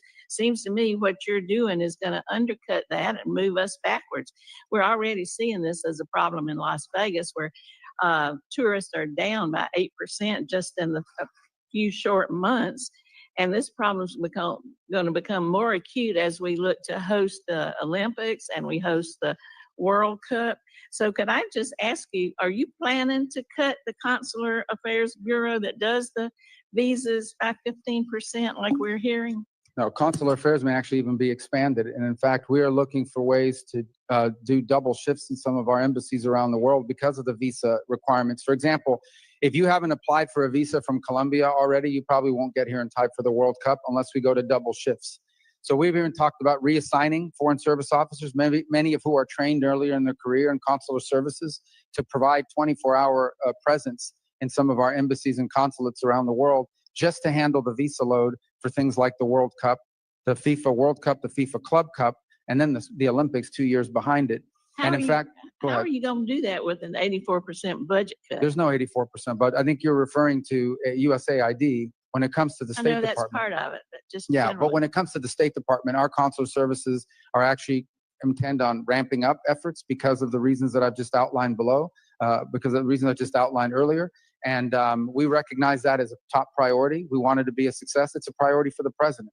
And I think there are good numbers because it's the same division that handles it. We are setting records in the numbers of passports that are being processed. Same group of people, so it shows that our systems are improving. And finally, we're looking at ways to infusing technology and AI to even further and rapidly increase that process even further, particularly for people, we're people who have had visas in the past, so we're just restoring visas. We can move even much quicker on many of those. Well, I'm glad to hear you say that, but I want to look and see what you do, not just what you say, because when you talk about cutting budgets, talk about cutting personnel, talk about closing embassies and consulates, I don't know how you can increase the visa process or make it quicker. There's no proposal at this time to close embassies or consulates. That's been media reporting because people like to leak lies, but there's no such So work. that's not happening?